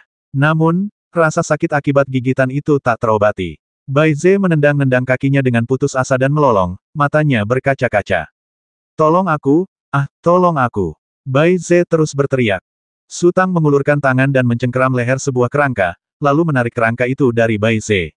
Kemudian, ia mencengkeram tulang belakang kerangka itu dengan tangan satunya, dan dengan kedua tangan mengerahkan kekuatan secara bersamaan, ia benar-benar memutar kerangka itu menjadi 2 bagian. Ketika Su Tang melemparkan kerangka itu ke tanah, tulang-tulang yang patah terus berputar dan menimbulkan suara gesekan yang menusuk kulit kepala. Su Tang dapat melihat bahwa benda-benda yang tak terhitung jumlahnya seperti aliran air merembes dari kerangka itu ke tanah, dan warna kerangka itu semakin gelap, lalu tak bergerak. Selanjutnya, Su Tang mencabik kerangka lainnya. Bai Ze meninju dan menendangnya, menendang kerangka terakhir ke dalam lubang. Lalu ia melompat seperti orang gila dan meraung, apa-apaan itu? Su Tang tidak bisa menjawab. Ini pertama kalinya ia melihat fenomena aneh seperti itu. Kerangka itu benar-benar memiliki kehidupannya sendiri. Bang bang bang. Kerangka tak berkaki di dalam lubang itu masih berusaha mati-matian untuk melompat, namun sayangnya ia kehilangan satu kaki dan tidak dapat melompat, tidak peduli seberapa keras ia mencoba. Bai Ze menenangkan diri dari keterkejutannya dan berjalan ke tepi lubang. Ia berdiri berdampingan dengan Su Tang dan menatap kosong ke dasar lubang. Kerangka itu terus melompat dan meronta. Setelah sekian lama, ia tampak putus asa, dan amplitudo gerakannya semakin mengecil. Setelah beberapa saat, ia perlahan mengangkat kepalanya dan menatap Su Tang dan Bai Ze. 2 api hijau tua menari-nari di rongga matanya yang gelap. Tanah di dasar lubang tiba-tiba mulai mengapung seperti ombak di laut. Kerangka itu tak mampu lagi berdiri dan tubuhnya perlahan tenggelam ke dalam tanah. Bai Ze berjongkok di tepi lubang, berkonsentrasi mengamati bagian bawah, sambil bergumam, bicaralah, benda apa ini? Entahlah, aku belum pernah melihatnya sebelumnya, kata Su Tang sambil tersenyum masam. Pada saat ini, kerangka itu mencoba menjangkau Su Tang dan Bai Ze, seolah-olah ingin seseorang menariknya, atau ingin menyeret seseorang pergi. Su Tang dan Bai Ze tentu saja tidak bereaksi. Puncak kerangka itu perlahan tenggelam ke dalam tanah, tetapi tangannya masih terulur ke arah Su Tang dan Bai Ze. Sesaat kemudian, tangan tulang itu perlahan tenggelam dan menghilang tanpa jejak, seolah-olah baru saja terjadi apa-apa. Kemudian, dengan suara dentuman, kerangka-kerangka yang tak terhitung jumlahnya mengembun menjadi gelombang dan tiba-tiba menyembur keluar dari dasar lubang. Setiap tangan tulang berusaha keras untuk meraih Bai Ze, dan tangan yang di atas hampir saja menangkap Bai Ze. Bai Ze begitu ketakutan hingga dia terjatuh ke depan dan berguling beberapa kali di tanah, menjauh, tidak lagi mempedulikan wajahnya. Su Tang mampu tetap tenang dan hanya menggerakkan tubuhnya ke belakang. Boom! Kerangka-kerangka yang tak terhitung jumlahnya kembali tenggelam ke dalam tanah, dan warna tanah berangsur-angsur menghitam. Setelah beberapa saat, suara yang datang dari tanah akhirnya berhenti. Tidak apa-apa, kata Su Tang. Bai Ze bersandar di batang pohon, dadanya naik turun. Kejutan yang baru saja diterimanya hampir membuatnya takut setengah mati. Bukan karena Bai Ze pemalu. Dia sudah hidup begitu lama dan belum pernah mendengar hal aneh seperti itu, apalagi mengalaminya sendiri. Saat kerangka yang tak terhitung jumlahnya menyerbu ke arahnya, dia hampir pingsan. Su Tang diam-diam menatap tanah di dasar lubang. Tanah perlahan naik dengan kecepatan yang dapat dilihat dengan mata terbuka. Setelah lebih dari 10 tarikan napas, lubang itu pun terisi. Bai Ze berjalan beberapa meter jauhnya dan menatap lubang yang terisi itu dengan heran apa yang terjadi. Kemarilah, injaklah, kata Su Tang. Bai Ze menggelengkan kepalanya seperti mainan kerincing, dia bertekad tidak akan mengambil risiko lagi. Kalau begitu, kau datanglah, kata Su Tang kepada belalang perak yang bermutasi itu lagi. Kicau, kicau, belalang perak bermutasi yang sedari tadi menonton keseruan dari samping secara naluriah mundur beberapa langkah. Ia juga takut akan hal semacam itu. Kemarilah, kata Su Tang dengan tidak senang. Belalang perak mutan itu melangkah maju beberapa langkah tanpa daya. Jika ia punya air mata dan rongga mata, ia pasti sudah menangis sekarang.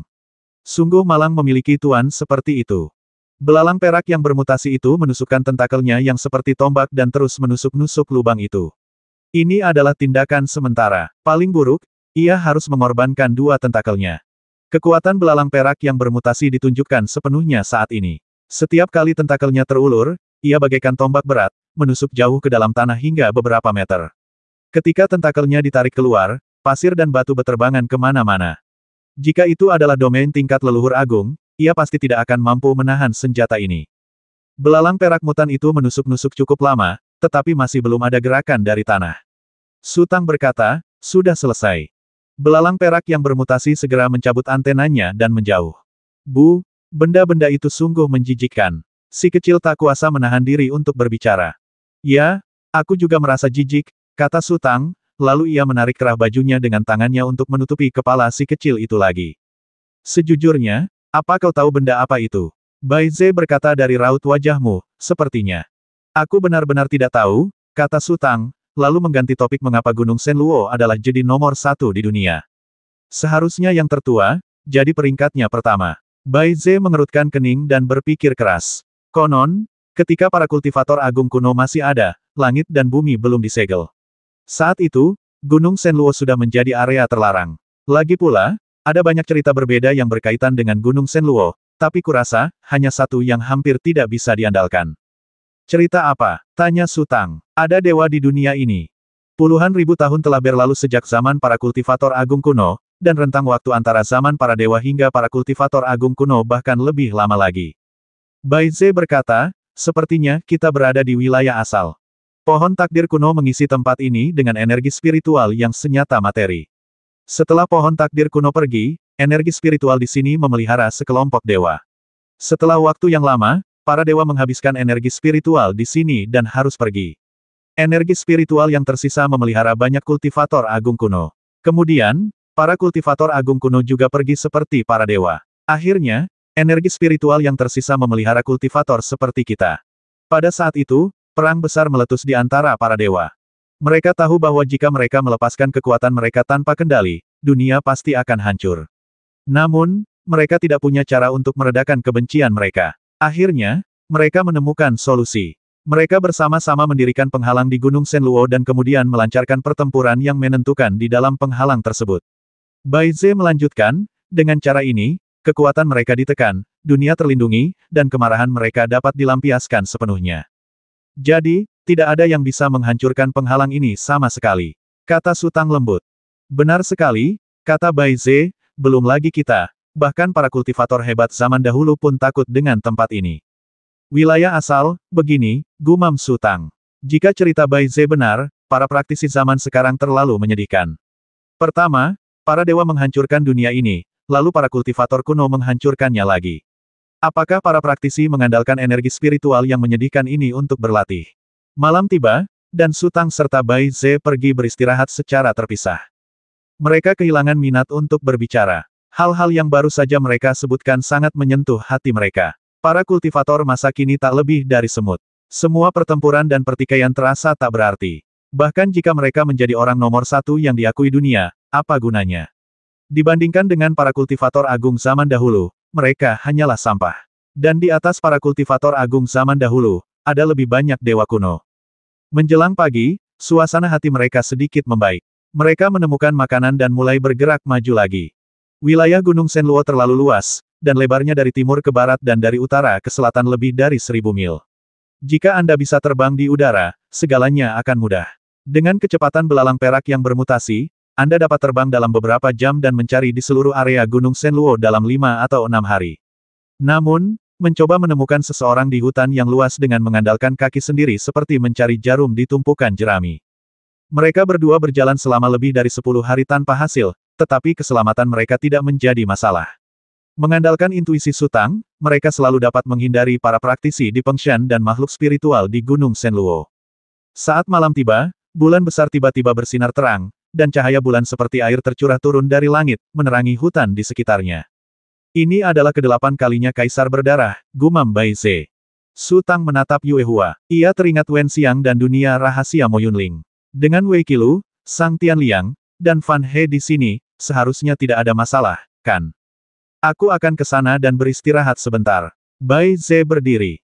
Yang disebut istirahat sebenarnya adalah kultivasi.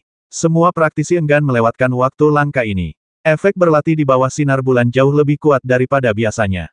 Bai Ze ingin pergi ke tempat lain untuk bermeditasi dan mengatur pernafasannya, tentu saja karena masalah psikologis, dan hal yang sama berlaku untuk Su Tang.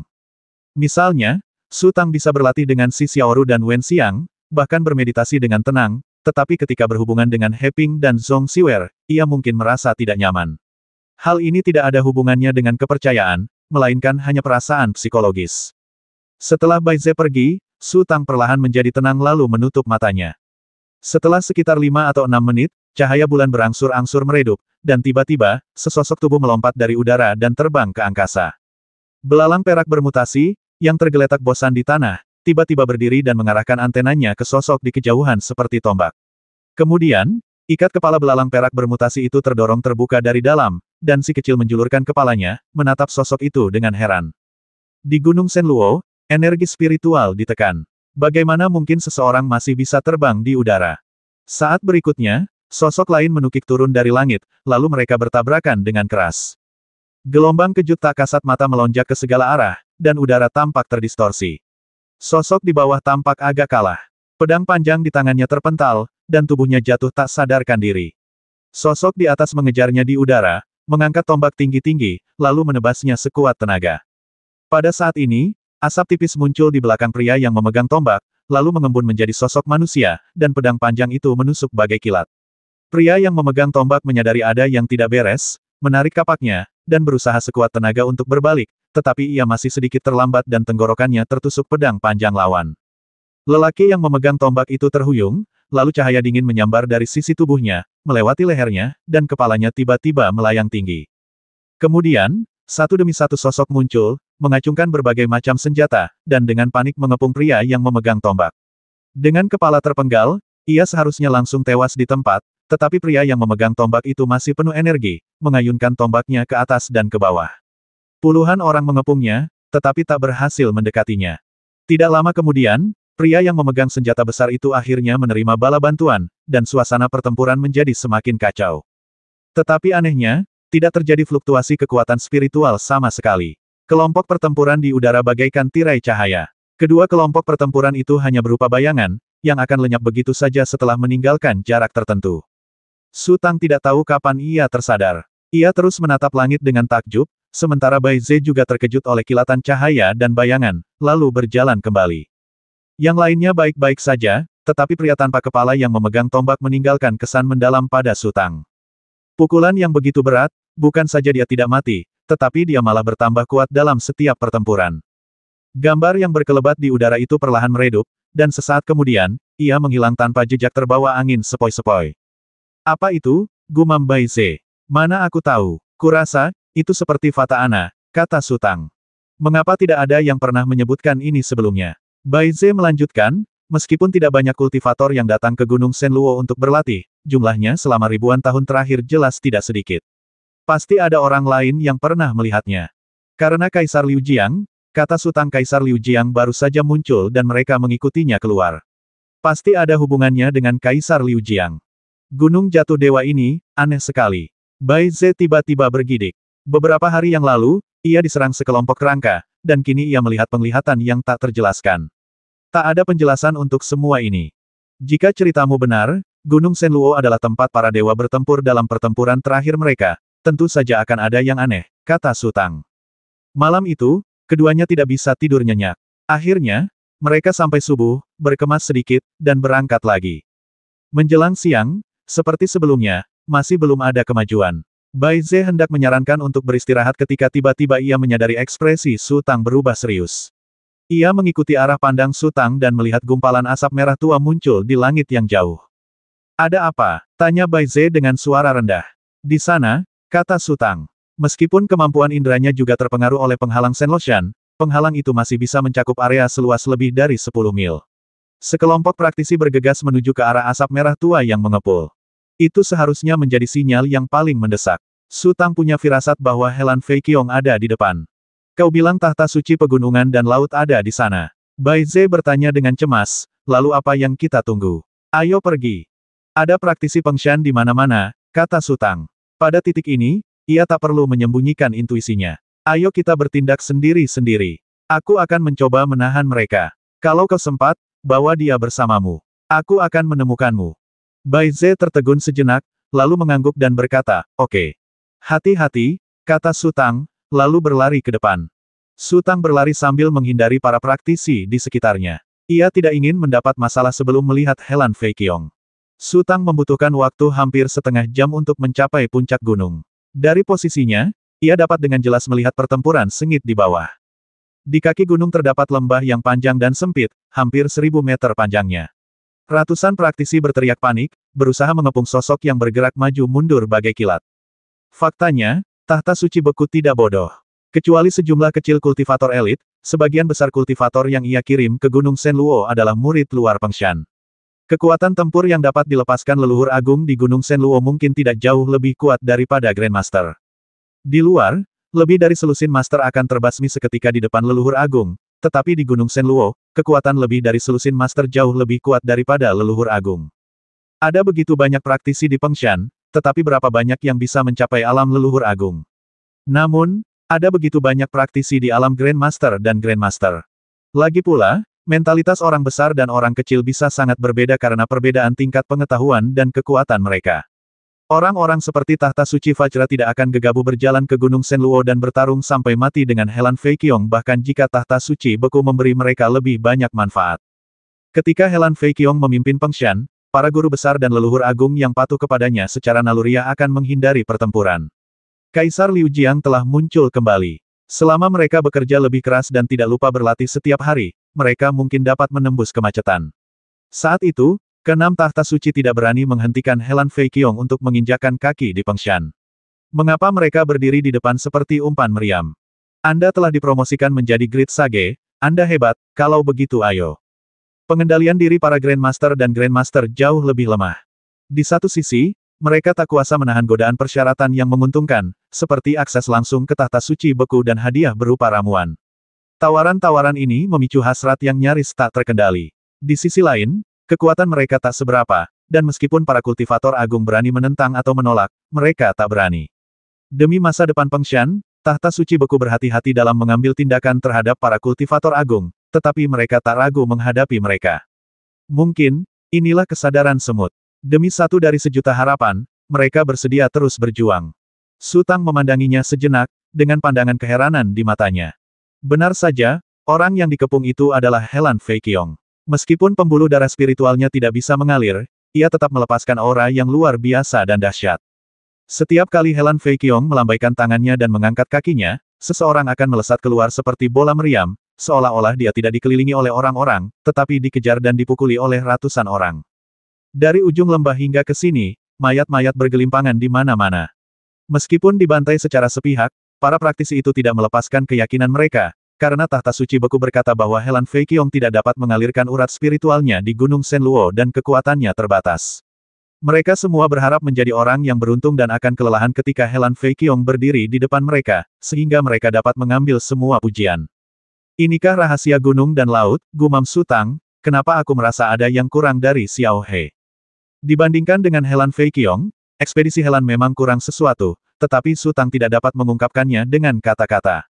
Pada saat ini, sekelompok orang muncul di lereng bukit di bawah Su Tang. Sekitar 100 praktisi yang memegang panah otomatis penghancur jiwa bergegas mendekat dan membentuk barisan panjang, siap melancarkan serangan kapan saja. Su Tang berbalik dengan cepat dan bergegas menuju lereng bukit secepat yang ia bisa. Jarak yang biasanya bisa ditempuh dalam sekejap kini terasa jauh bagi Su Tang. Saat ia berlari kencang, para praktisi itu sudah menyerang Helan Feiqiong. Di tengah getaran pelatuk busur silang, anak panah busur silang melesat ke arah Helan Feiqiong bagaikan segerombolan lebah. Helan Feiqiong sudah menyadari kejanggalan di lereng bukit. Begitu suara panah terdengar, ia langsung mengubah arah. Wus, wus, wus. Sejumlah besar kultivator yang mengepung Helan Feiqiong langsung tumbang. Panah pemecah jiwa milik keluarga Yuan memang pantas menyandang reputasinya, terutama di Gunung Shenluo, tempat panah itu melepaskan daya basmi yang luar biasa. Beberapa anak panah-panah bahkan mampu menembus tubuh beberapa orang secara berurutan sebelum habis. Helan Feiqiong berguling-guling di tanah, lalu melompat dan menendang dengan kaki kirinya, mengenai dada seorang kultivator. Kultivator itu terlempar mundur seperti bola. Saat berikutnya, seorang kultivator dari masing-masing sisi kiri dan kanan meraung dan mengayunkan pedang mereka, menebas ke arah Helan Feiqiong. Helan Feiqiong hendak melancarkan pukulan ketika ekspresinya tiba-tiba berubah dan ia melompat maju. Pedang kedua kultivator itu hanya memotong sepotong pakaiannya yang tertiup angin. Wus, wus, wus. Sebelum kedua kultivator itu sempat mengejar Helan Feiqiong, mereka tertembak ke sarang lebah oleh anak panah-panah. Kita satu bangsa, kita satu bangsa. Teriak beberapa praktisi dengan lantang ketika menyadari ada yang tidak beres. Namun, para pemanah di lereng bukit tidak mempedulikannya. Instruksi dari tahta suci beku sangat jelas untuk menyingkirkan Helan Feiqiong, berapapun biayanya, luka-luka yang tidak disengaja dibawa hanyalah sebagian kecil dari biayanya. Terlebih lagi, bagian paling kejam dari jalur kultivasi adalah tidak ada cara untuk menyembunyikan diri. Pintar atau bodoh, berwawasan luas atau bodoh, semuanya akan terungkap setelah Anda menjalani jalur kultivasi selama beberapa tahun. Mereka yang memulai pada saat yang sama dan mencapai garis akhir terlebih dahulu, secara alami layak untuk dilatih, sementara mereka yang telah berlatih selama beberapa tahun tetapi masih berkeliaran di sekte luar hampir tidak berharga, tetapi mereka tidak dapat diusir, dan masih banyak hal yang perlu dilakukan oleh orang-orang yang tidak penting ini. Jadi mereka harus dibiarkan berjuang sendiri. Terus terang, bahkan jika Helan Feiqiong mati di sini hari ini, orang beruntung yang membasmi Helan Feiqiong akan dapat memasuki gerbang tahta suci beku, tetapi hanya itu saja. Tahta suci beku tidak akan menggunakan sumber daya kultivasinya untuk mendukung orang yang sia-sia. Paling-paling, itu hanya akan membuatnya tetap hidup. Panah-panah ditembakkan bertubi-tubi, dan situasi Helan Feiqiong menjadi sangat memalukan. Tidak ada titik buta di lembah itu, dan ia hanya bisa mengandalkan kemampuan tubuhnya untuk terus bergerak. Namun, semua ini bergantung pada keberuntungan. Jika beberapa panah-panah meleset, atau jika seorang pemanah panah memprediksi arah pergerakannya, nyawanya akan terancam. Tiba-tiba, puluhan sosok menyerbu masuk ke lembah dari depan. Mereka juga prajurit pemanah dari keluarga Yuan. Sungguh tak terbayangkan keluarga Yuan bisa mengerahkan lebih dari 100 orang sekaligus.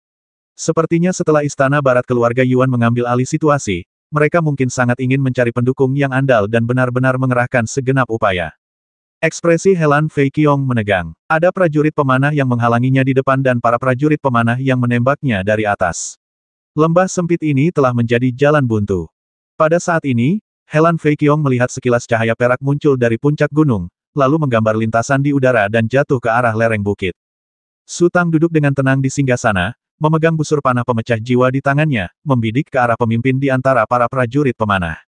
Penghalang Shen Loshan dapat menekan energi spiritual, yang terkadang merupakan hal yang baik. Misalnya, ketika belalang perak bermutasi melompat ke udara, tidak ada satupun prajurit pemanah yang menyadarinya.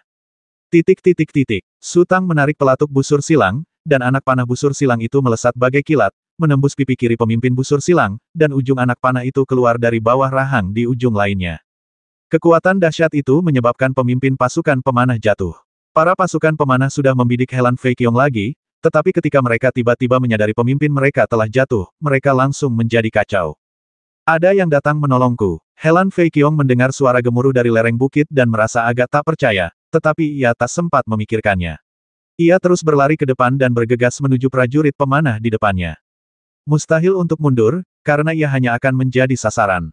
Mendaki lereng bukit juga bukan pilihan. Satu-satunya cara adalah terus bergerak maju. Selama ia bisa menghindari 2 atau 3 semburan api, ia akan mampu menerjang kerumunan. Hidup atau matinya akan segera ditentukan. Helan Fei Qiong tak pernah kekurangan keberanian untuk bertarung sampai mati. Ia telah mengalami situasi serupa beberapa kali, dan selalu menjadi pemenang. Bersiaplah. Pemimpin pasukan pemanah itu menatap Helan Fei Qiong yang sedang menerjang ke arahnya. Setiap panah pemecah jiwa diarahkan ke Helan Fei Qiong, menunggu perintah pemimpin mereka. Pada saat ini, sebuah suara acuh tak acuh terdengar dari belakang. Biarkan dia datang. Siapa yang bicara omong kosong? Pemimpin pemanah panah itu mengamuk, tiba-tiba berbalik, lalu bergidik, dan berkata dengan hormat, Sang Bijak Agung, kau. Kirim dia ke sini, ulang Santo Beku, ekspresinya masih acuh tak acuh. Karena aku di sini, aku tidak bisa membiarkan Santo Gunung dan Laut yang bermartabat itu mati di bawah panah otomatis. Biar aku yang mengirimnya. Pemimpin pasukan pemanah itu sedikit terkejut. Mengapa ia harus bersikap sopan kepada musuh? Ia secara naluriah merasa bahwa Santo Beku sedikit berbeda dari biasanya. Pakaian mereka agak kotor, dan ekspresi mereka agak lesu, kehilangan aura kewibawaan mereka yang biasa. Namun, mungkin juga Santo Beku telah menemukan sesuatu, yang membuat hati mereka terasa sesak dan berubah pikiran. Pada saat ini, tahta suci beku perlahan melangkah maju dan berdiri di depan semua prajurit pemanah. Awalnya, para prajurit panah masih sedikit ragu karena merasa terancam. Kekuatan terbesar mereka adalah menggunakan kekuatan panah pemecah jiwa untuk mencegat lawan dari jarak jauh. Jika mereka tidak menembakkan anak panah dan membiarkan lawan menyerbu, lalu apa gunanya keberadaan mereka? Namun, melihat tahta suci beku maju ke depan dan menunjukkan sikap siap melawan Helan Fei Qiong selama 3.000 ronde, para prajurit pemanah panah pun tenang. Ketika pemimpin pemanah panah perlahan menurunkan bendera di tangannya, mereka pun menyimpan panah pemecah jiwa mereka. Jika orang lain melihat tahta suci beku menghalangi jalan, mereka pasti akan merasa takut, tetapi Helan Fei Qiong tampak acuh tak acuh. Matanya sedikit demi sedikit berbinar, dan kecepatannya terus meningkat. Dia menyukai pertarungan hidup dan mati seperti ini, karena setiap kali dia mengalaminya, dia bisa merasakan kekuatannya meningkat. Hehehe, singgasana suci beku tertawa sinis, seolah mengejek tindakan Helan Fei Qiong yang terbang ke dalam api seperti ngengat. Helan Fei Qiong terus berlari ke depan, 50 meter, 20 meter, 10 meter. Para prajurit pemanah menahan napas. Pertempuran yang terjadi di Gunung Shenluo jelas tidak seru karena energi spiritualnya terkekang, tetapi ini adalah pertarungan pamungkas yang cukup untuk mengubah dunia kultivasi. Sebagai saksi, mereka merasa sangat bersemangat. Di bawah tatapan penuh harap dari orang-orang, tahta beku tiba-tiba berbalik dan menerkam barisan prajurit pemanah. Helan Fei Qiong terkejut melihat tahta suci beku tiba-tiba menggila dan menyerang rakyatnya sendiri, tetapi ia tidak melambat dan terus menyerbu. Sesaat kemudian, ia menabrak barisan pasukan pemanah dari arah lain.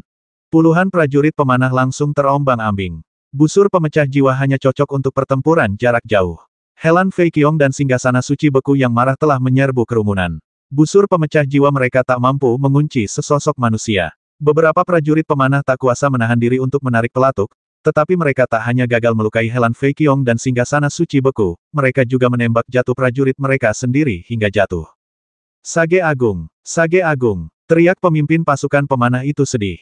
Ia sungguh tak percaya dengan apa yang dilihatnya. Su Tang juga unggul. Belalang perak mutan itu terlalu kuat. Sarung mereka yang keras dapat dengan mudah menangkis serangan busur pemecah jiwa. Bahkan jika mereka terkena beberapa anak panah di perut, itu tidak terlalu merepotkan.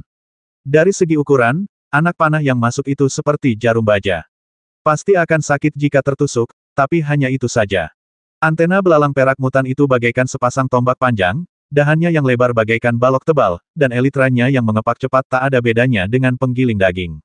Jika ia menyentuh ujungnya sedikit saja, ia akan terpotong-potong. Gunung Shenluo adalah surga bagi makhluk-makhluk spiritual super besar ini. Tanpa melepaskan kekuatan spiritual mereka, belalang perak yang bermutasi telah menjadi makhluk seperti HHG yang mengandalkan kekuatan luar biasa dan pertahanan mereka yang tak tergoyahkan. Para pemanah elit keluarga Yuan dibantai dan pengepungan Pengshan hampir gagal lagi. Pada saat ini, Su Tang tiba-tiba merasakan krisis, seolah-olah seseorang atau suatu kekuatan sedang menatapnya. Dia segera mengangkat kepalanya dan melihat ke arah datangnya kekuatan itu, dan mendapati bahwa di bukit seberang, ada seorang pria dengan busur dan anak panah yang mengarah padanya. Di samping orang itu berdiri beberapa wanita berpakaian seperti pelayan dan selusin prajurit pemanah memegang panah otomatis yang dapat menghancurkan jiwa. Saat berikutnya, pria itu melepaskan tali anak panah, dan cahaya hitam datang dan melesat di depan Su Tang dalam sekejap. Kecepatan anak panah itu sangat cepat, bahkan jauh melebihi kecepatan panah pemecah jiwa. Reaksi dan penglihatan Su Tang cukup baik, tetapi karena pembuluh darah spiritualnya tidak dapat mengalir, gerakan tubuhnya tidak dapat mengimbangi. Ia segera memutar tubuhnya dan mencoba menghindar ke samping, tetapi ia sedikit terlalu lambat. Anak panah itu menyerempet leher Su Tang, meninggalkan bekas darah yang dalam. Su Tang mengerang dan terhuyung mundur beberapa langkah. Ia merasa sangat frustrasi. Ia jelas bisa menghindarinya, tetapi tubuhnya tak mampu bergerak cukup cepat. Sebelum anak panah itu mengenainya, ia tahu ia akan terluka, jadi ia mencoba menghindar lebih cepat, tetapi akhirnya ia tak berdaya. Yuan Haixuan. Sebuah nama muncul di benak Su Tang. Ia pernah mendengar Yuan Hailong menyebutkan bahwa Yuan Haixuan adalah seorang pemimpin di antara generasi muda keluarga Yuan. Ia sangat berbakat dan mengalami kemajuan pesat. Berkat kemunculan Yuan Haixuan, Istana Timur keluarga Yuan secara bertahap ditindas oleh Istana Barat. Busur panjang yang digunakan Yuan Haixuan disebut busur Lingbao. Konon, tali busurnya terbuat dari urat cakar binatang bersayap 6 Lingbao, dan bahan yang digunakan untuk bagian belakang busurnya bahkan lebih langka, diambil dari pohon reinkarnasi kuno di Laut Hijau. Binatang bersayap 6 Lingbao adalah salah satu binatang spiritual terlangka di dunia. Ia memiliki kekuatan tempur yang luar biasa, sangat peka terhadap energi spiritual, dan ahli dalam berburu harta karun. Meskipun pernyataan ini terlalu absolut, ada benarnya juga. Bahkan jika artefak spiritual tersembunyi di bawah laut atau terkubur di bawah tanah, binatang bersayap 6 Lingbao dapat merasakan auranya. Pohon samsara kuno bahkan lebih luar biasa. Konon, pohon ini berevolusi dari para elf pertama yang lahir dari pohon takdir kuno. Hanya ada sedikit dari mereka di seluruh Laut Hijau. Sebenarnya, pohon-pohon reinkarnasi kuno itu telah mati, tetapi belum sepenuhnya mati. Sesekali, tunas-tunas kecil akan tumbuh darinya, yang membuat para praktisi Laut Hijau terkejut sekaligus gembira. Namun, setelah beberapa hari, tunas-tunas hijau itu akan layu kembali. Jiang Hukuan awalnya mencapai pencerahan di bawah pohon kuno samsara. Karena rahasia spiritual yang ia pahami mengandung makna siklus hidup dan mati, ia menamakannya penjelasan sejati samsara. Sekalipun pohon reinkarnasi kuno itu benar-benar mati, para praktisi Laut Hijau tidak akan pernah mengizinkan orang luar memotong sisa-sisa pohon reinkarnasi kuno itu. Karena itu, ketika Yuan Haixuan membuat busur ajaib, seluruh klan terkejut, bahkan Laut Hijau pun terkejut. Su Tang dapat mengenali Yuan Haixuan hanya karena bulu anak panahnya terbuat dari bulu 7 warna binatang bersayap 6 Lingbao, yang mudah dibedakan. Selain itu, Yuan Haixuan dikelilingi oleh lebih dari selusin prajurit pemanah keluarga Yuan yang memegang panah pemecah roh dan bersiaga penuh. Mereka tidak berpartisipasi dalam pertempuran, tetapi hanya bertanggung jawab untuk melindungi satu orang. Dapat dibayangkan bahwa orang ini memainkan peran penting dalam keluarga Yuan. Saat berikutnya, Yuan Haixuan menarik busur panjangnya lagi dan membidik Su Tang. Kecepatan tembak Yuan Haixuan sangat cepat, dan anak panahnya bahkan lebih cepat lagi. Su Tang nyaris menghindari satu anak panah, dan anak panah kedua hanya melewati pinggangnya. Ia hanya tinggal selangkah lagi untuk terluka lagi, jadi Su Tang harus melompat dan mendarat di belakang belalang perak mutan itu. Belalang perak yang bermutasi pasti merasa dirugikan, karena ini bukan pertama kalinya Su Tang menggunakannya sebagai perisai. Yuan Haixuan di seberang bukit segera mengubah targetnya, mengarahkan busur panjangnya ke Helan Fei Qiong, dan menembakkan anak panah satu demi satu. Helan Fei Qiong telah mencapai puncak alam suci, dan Su Tang juga berada di puncak alam suci. Sulit baginya untuk menghindar, dan Helan Fei Qiong juga akan kesulitan. Yuan Haixuan hanyalah seorang kultivator hebat di tingkat yang mulia agung. Di luar, Helan Fei Qiong bisa membasminya di tempat hanya dengan satu pukulan, tetapi di Gunung Shenluo, Yuan Haixuan melepaskan kekuatan pembasmi yang luar biasa. Tangan kanannya menari-nari membentuk bayangan. Anak panah pertama baru saja meninggalkan tali busur ketika anak panah berikutnya kembali diarahkan ke Helan Fei Qiong. Hanya dalam sekejap, ia telah menembakkan lebih dari 10 anak panah berturut-turut. Su Tang akhirnya mengerti apa yang dilakukan para pelayan di samping Yuan Haixuan. Dalam waktu kurang dari 2 detik, tabung panah berisi setidaknya 24 anak panah di pinggang Yuan Haixuan telah habis. Kemudian, gerakan menyerangnya sedikit melambat, dan beberapa pelayan segera mengganti tabung panah untuknya. Helan Fei Qiong tak mampu lagi mengejar para pemanah panah. Ia terus melompat-lompat, menghindar ke kiri dan ke kanan, berusaha sekuat tenaga menghindari anak panah yang ditembakkan Yuan Haixuan. Tiba-tiba, salah satu anak panah Yuan Haixuan sepertinya meleset dari sasaran dan melesat melewati Helan Fei Qiong beberapa meter jauhnya. Helan Fei Qiong tentu saja tidak akan menghentikannya, tetapi segera setelah itu, tahta suci beku menjerit. Anak panah itu melesat ke paha tahta suci beku. Yang lebih berbahaya lagi, anak panah itu keluar dari bagian dalam paha tahta suci beku dan melesat ke paha lainnya, memaku kedua kaki tahta suci beku. Tahta suci beku jatuh tertelungkup tanpa sengaja. Pada saat yang sama, Yuan Haixuan menembakkan panah lain ke tenggorokan tahta suci beku. Helan Fei Qiong ragu sejenak. Jika ia mengabaikan tahta suci beku dan memanfaatkan kesempatan untuk terus berlari ke depan, jarak antara dirinya dan pintu masuk lembah akan sangat diperpendek. Selama ia bergegas keluar dari pintu masuk lembah, pemanah mengerikan itu tidak akan bisa mengancamnya. Namun, tahta suci beku telah membantunya sepanjang waktu, dan ia tidak bisa hanya berdiam diri dan menyaksikannya mati. Namun, anak panah Yuan Haixuan begitu cepat sehingga Helan Fei Qiong ragu sejenak dan terlambat untuk mengulurkan tangan membantu.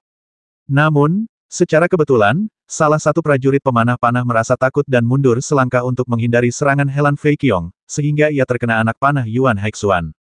Puff! Anak panah Yuan Haixuan melesat dari punggung sang pemanah, mendatangkan hujan darah, yang mengguyur singgasana suci beku.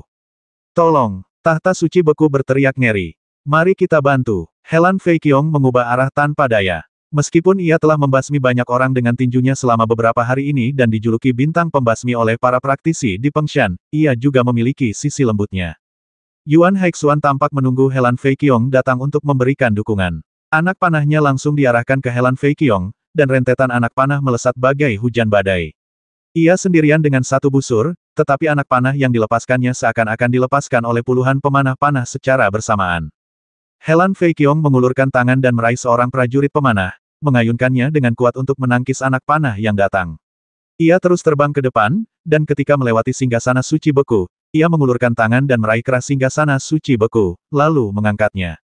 Kecepatan panah Yuan Haixuan tiba-tiba meningkat. Helan Fei Qiong menyadari situasinya tidak baik dan melemparkan tahta suci beku dengan sekuat tenaga. Namun, ia terhenti sejenak, dan semua orang di depan dan belakangnya terhalang oleh hujan panah. Saat berikutnya, Helan Fei Qiong meraung dengan marah, dan pemanah di tangannya, yang telah ditembak mati sejak lama, menari seperti kincir angin, mencoba menghalangi hujan anak panah yang datang ke arahnya. Sebagian besar anak panah berhasil dihindari oleh Helan Fei Qiong, diblok oleh tubuh sang pemanah, atau ditembakkan menjauh, tetapi selalu ada celah, dan 3 anak panah berhasil melewati intersepsi Helan Fei Qiong. 2 anak panah menyerempet tubuh Helan Fei Qiong dan tidak melukainya, tetapi anak panah terakhir langsung menembus jantung Helan Fei Qiong. Saat Helan Fei Qiong menyadarinya, sudah terlambat anak panah itu sudah dekat dengannya. Boom! Dalam ledakan cahaya keemasan yang tiba-tiba, anak panah itu terpental keluar, dan kemudian, riak-riak keemasan mengalir keluar dari hati Helan Fei Qiong, bergulung ke segala arah, dan dalam sekejap melewati lembah dan melesat ke kejauhan. Apa? Sutang terkejut, sementara Yuan Haixuan dan para pemanah silang keluarga Yuan lainnya semakin panik. Mereka tidak bisa mengalirkan urat spiritual di Gunung Shenluo. Bagaimana mungkin Helan Fei Qiong memancarkan fluktuasi energi spiritual? Sebenarnya, keluarga Yuan tahu betul bahwa mereka mampu mengepung Helan Fei Qiong karena keunggulan geografis. Jika mereka berada di luar dan Helan Fei Qiong marah, seluruh keluarga Yuan mungkin akan musnah. Helan Fei Qiong perlahan mengangkat kepalanya. Meskipun wajahnya yang murni dan tanpa celah tampak tanpa ekspresi, semua orang bisa merasakan bahwa saat ini, amarah yang meluap-luap telah membuncah di hati Helan Fei Qiong. Kau, pantas mati. Helan Fei Qiong mengumpat pelan dan tiba-tiba melompat. Pada saat ini, pusaran air raksasa muncul di tanah. Helan Fei Qiong baru saja melompat ketika pusaran air itu menyedotnya dan menghilang tanpa jejak dalam sekejap mata. Pusaran itu meluas dengan cepat dan berubah menjadi lubang hitam raksasa yang membentang puluhan mil dalam sekejap mata. Para pemanah keluarga Yuan, Santo Beku yang terluka, Su Tang, Xiao Budian, dan belalang perak bermutasi di puncak bukit, serta Yuan Haixuan yang mundur, tak satu pun dari mereka berhasil lolos dan semuanya tersedot ke dalam lubang hitam. Tidak hanya itu, seluruh lembah mengalami deformasi, lalu perlahan mengalir menuju pusat pusaran seperti magma cair. Tubuh Su Tang jatuh tak terkendali. Ia ketakutan dan mencoba mengalirkan pembuluh darah spiritualnya dengan cepat, tetapi tidak ada respons sama sekali. Ia hanya bisa menyaksikan dirinya jatuh jauh ke dalam tanah. Area bawah tanah tampak sangat luas, karena para prajurit pemanah dari keluarga Yuan yang gugur bersamaan menghilang. Setelah hanya selusin tarikan napas, Selain belalang perak bermutasi di bawah kaki mereka dan si kecil dalam gendongannya, tidak ada kehidupan lain yang terlihat. Su Tang semakin gugup. Jika ia jatuh seperti ini dan tidak bisa mengalirkan pembuluh darah spiritualnya, ia mungkin akan hancur berkeping-keping jika menabrak sesuatu seperti batu. Namun, ia tidak punya cara untuk membalikkannya. Belalang perak yang bermutasi pada awalnya mengepakkan elitranya dengan putus asa, tetapi sekarang ia menjadi sangat pendiam dan melihat sekeliling dengan ngeri. Detik berikutnya, sebuah bola api tiba-tiba melonjak dari tanah. Su Tang menghirup udara dingin dan segera menyadari bahwa bukan api itu yang melonjak, melainkan dirinya sendiri yang jatuh ke dalam api. Bu, aku takut, teriak si kecil cemas di pelukan Su Tang. Meskipun kekuatan si kecil sudah sangat kuat, ia tetaplah anak kecil, baik secara mental maupun fisik. Mungkin peri besar seperti ini memang terlahir untuk tumbuh perlahan. Su Tang tiba-tiba teringat apa yang terjadi di Ixianxia. Ia mengulurkan tangan, meraih si kecil, dan memasukkannya ke dalam mulutnya. Karena tidak dapat mengalirkan pembuluh darah spiritualnya, mustahil baginya untuk menyelamatkan diri. Ia hanya berharap si kecil dapat terus hidup. Boom! Tubuh Su Tang terhempas ke dalam api, lalu matanya menghitam, dan ia kembali memasuki kegelapan tak berujung. Jika bukan karena rasa sakit yang masih membakar di pipinya, ia hampir akan curiga bahwa itu hanyalah ilusi. Su Tang masih terkejut dan mencoba menatap ke langit, hanya untuk mendapati bahwa api semakin menjauh darinya. Setelah beberapa tarikan napas lagi, Su Tang terkejut melihat sebuah kota besar dengan wilayah yang luas muncul di bawahnya, dengan jalan-jalan yang bersilangan seperti papan catur. Melihat dirinya melewati lapisan lautan awan dan semakin dekat ke kota, dan bahkan melihat orang-orang bergerak seperti semut, Su Tang menarik napas dalam-dalam dan mencoba mengalirkan kembali pembuluh darah spiritualnya, tetapi tetap tidak ada respons. Sudah berakhir, Su Tang berpikir karakternya telah menjadi sangat tangguh, tetapi perasaan menunggu kematian terlalu menyakitkan. Ia menghela napas dan perlahan menutup matanya. Belalang perak mutan di bawah kakinya tiba-tiba bergetar, lalu tak bersuara. Su Tang menunggu sejenak dan mendapati dirinya baik-baik saja. Ia tak percaya, lalu perlahan membuka matanya, hanya untuk mendapati dirinya masih berada dalam kegelapan tak berujung, dan kota yang baru saja ia datangi telah menghilang entah kemana. Selanjutnya, Su Tang melihat segala macam keajaiban, termasuk dunia tandus tak berujung tanpa rumput, kota yang ramai dengan orang-orang yang berteriak dan kuda-kuda yang meringkik, hutan pegunungan yang tenang, dan pantai berbatu yang aneh. Su Tang bahkan melihat sekelompok gadis mandi di kolam, lalu ia terjatuh ke dalam kolam, lalu ia terjun ke dalam kegelapan lagi. Mengulanginya beberapa kali masih akan membuat Su Tang merasa sangat gugup, tetapi setelah mengulanginya lebih dari 100 kali dan melihat pemandangan yang berbeda-beda, saraf Su Tang menjadi agak mati rasa. Tiba-tiba ia mendapat pencerahan bahwa semua pemandangan itu bukanlah ilusi, sebab ia dapat merasakan benturan yang sangat kecil, dinginnya saat memasuki air, panasnya saat memasuki api, dan seterusnya, tetapi ia akan segera dapat keluar dari pemandangan itu. Mungkin karena dia dan adegan-adegan itu tidak cocok, bagaikan magnet yang saling tolak-menolak. Saya tidak tahu berapa banyak adegan yang telah saya lihat, tetapi dilihat dari napas dan detak jantung saya, sudah lebih dari 1 jam. Sebatang pohon raksasa muncul di bawah, dan di sekelilingnya terbentang padang rumput yang tak berujung. Su Tang mengamati pemandangan itu dalam diam. Ia tahu ia akan melihat menembusnya. Rumput hijau yang tak terhitung jumlahnya tiba-tiba membentuk gelombang, dan Su Tang tiba-tiba merasakan kekuatan besar datang dari bawah, dan kecepatan jatuhnya melambat secara signifikan. Apa yang terjadi? Sebelum Su Tang sempat bereaksi, belalang perak mutan itu sudah menghantam rerumputan dengan keras. Boom! Gelombang kejut melingkar menyapu ke segala arah dari titik tumbukan. Kaki-kaki meja tahta suci menembus sarung belalang perak mutan secara bersamaan dan menembus jauh ke dalam tubuhnya. Su Tang hanya merasakan tubuhnya tiba-tiba menjadi lebih pendek, kemudian pandangannya menjadi gelap, dan ia pun koma. Momen sebelum koma terasa singkat sekaligus panjang bagi Su Tang, sesingkat kilat dan sepanjang perjalanan waktu. Su Tang melihat pohon besar itu tumbuh perlahan seiring pergantian musim. Tiba-tiba suatu hari, seorang lelaki tua berjubah putih keluar dari kehampaan dan duduk di bawah pohon besar itu dengan damai dan tenang. Namun, lelaki tua itu terluka parah. Ia duduk bermeditasi sangat lama, bahkan mengalami siklus pergantian musim dingin ke musim semi beberapa kali. Kemudian ia batuk darah, lalu bermeditasi lagi, dan batuk darah lagi. Wajahnya semakin pucat. Akhirnya, ia tampak menyerah dan perlahan berdiri. Ujung jarinya menyentuh cincin di ibu jarinya dan ia menggoyangkannya pelan. Sebuah bendera merah besar muncul di tangannya. Saat berikutnya, lelaki tua itu melambaikan bendera besar, dan bendera yang berkibar itu tiba-tiba mengembang, menutupi langit yang tak berujung. Kemudian, segala macam kehidupan berhamburan dari bendera-bendera dan mendarat di setiap sudut dunia. Ada binatang buas yang berlari kencang dan mengaum, manusia burung bersayap, dan beberapa kehidupan yang persis sama dengan manusia di dunia. Orang tua itu berdiri di bawah pohon, mendesah dalam diam, dengan ekspresi enggan sekaligus lega di wajahnya. Kemudian, ia melepas cincinnya dan menggambar sebuah rune aneh di udara dengan ujung jarinya. Rune itu benar-benar menggantung di udara tanpa bergerak, seolah-olah itu adalah benda sungguhan. Lalu lelaki tua itu melambaikan tangannya, dan jimat itu berubah menjadi lempengan batu giok, melesat ke langit, dan lenyap tanpa jejak dalam sekejap mata. Lelaki tua itu menggenggam erat bendera merah besar di tangannya dan perlahan duduk bersandar di pohon besar itu. Ia melepas cincin dan ikat pinggang seputih salju di pinggangnya, mengeluarkan 2 buku, dan memasukkannya ke dalam kotak hitam kecil.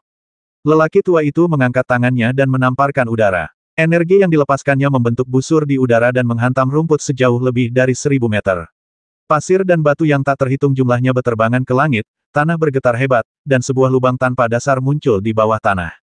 Lelaki tua itu mengulurkan tangannya lagi, dan pemandangan yang sangat aneh pun muncul. Pasir dan rerumputan yang berhamburan ke udara membeku bersamaan, semuanya membeku, bagaikan foto diam.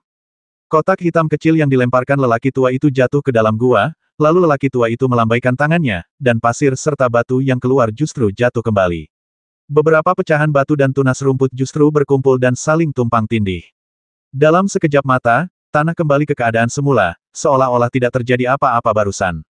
Lelaki tua itu mengeluarkan batu hitam berbintang 5, mengamatinya lama, lalu menggelengkan kepala. Kemudian, tubuh dan bendera merahnya mulai terbakar. Api hanya bertahan beberapa menit saja, dan lelaki tua beserta bendera besar itu pun hangus menjadi abu, namun di antara abu itu, batu bintang 5 berwarna hitam memancarkan cahaya redup. Hanya itu yang dapat dilihat Su Tang, dan dia pun koma. 690.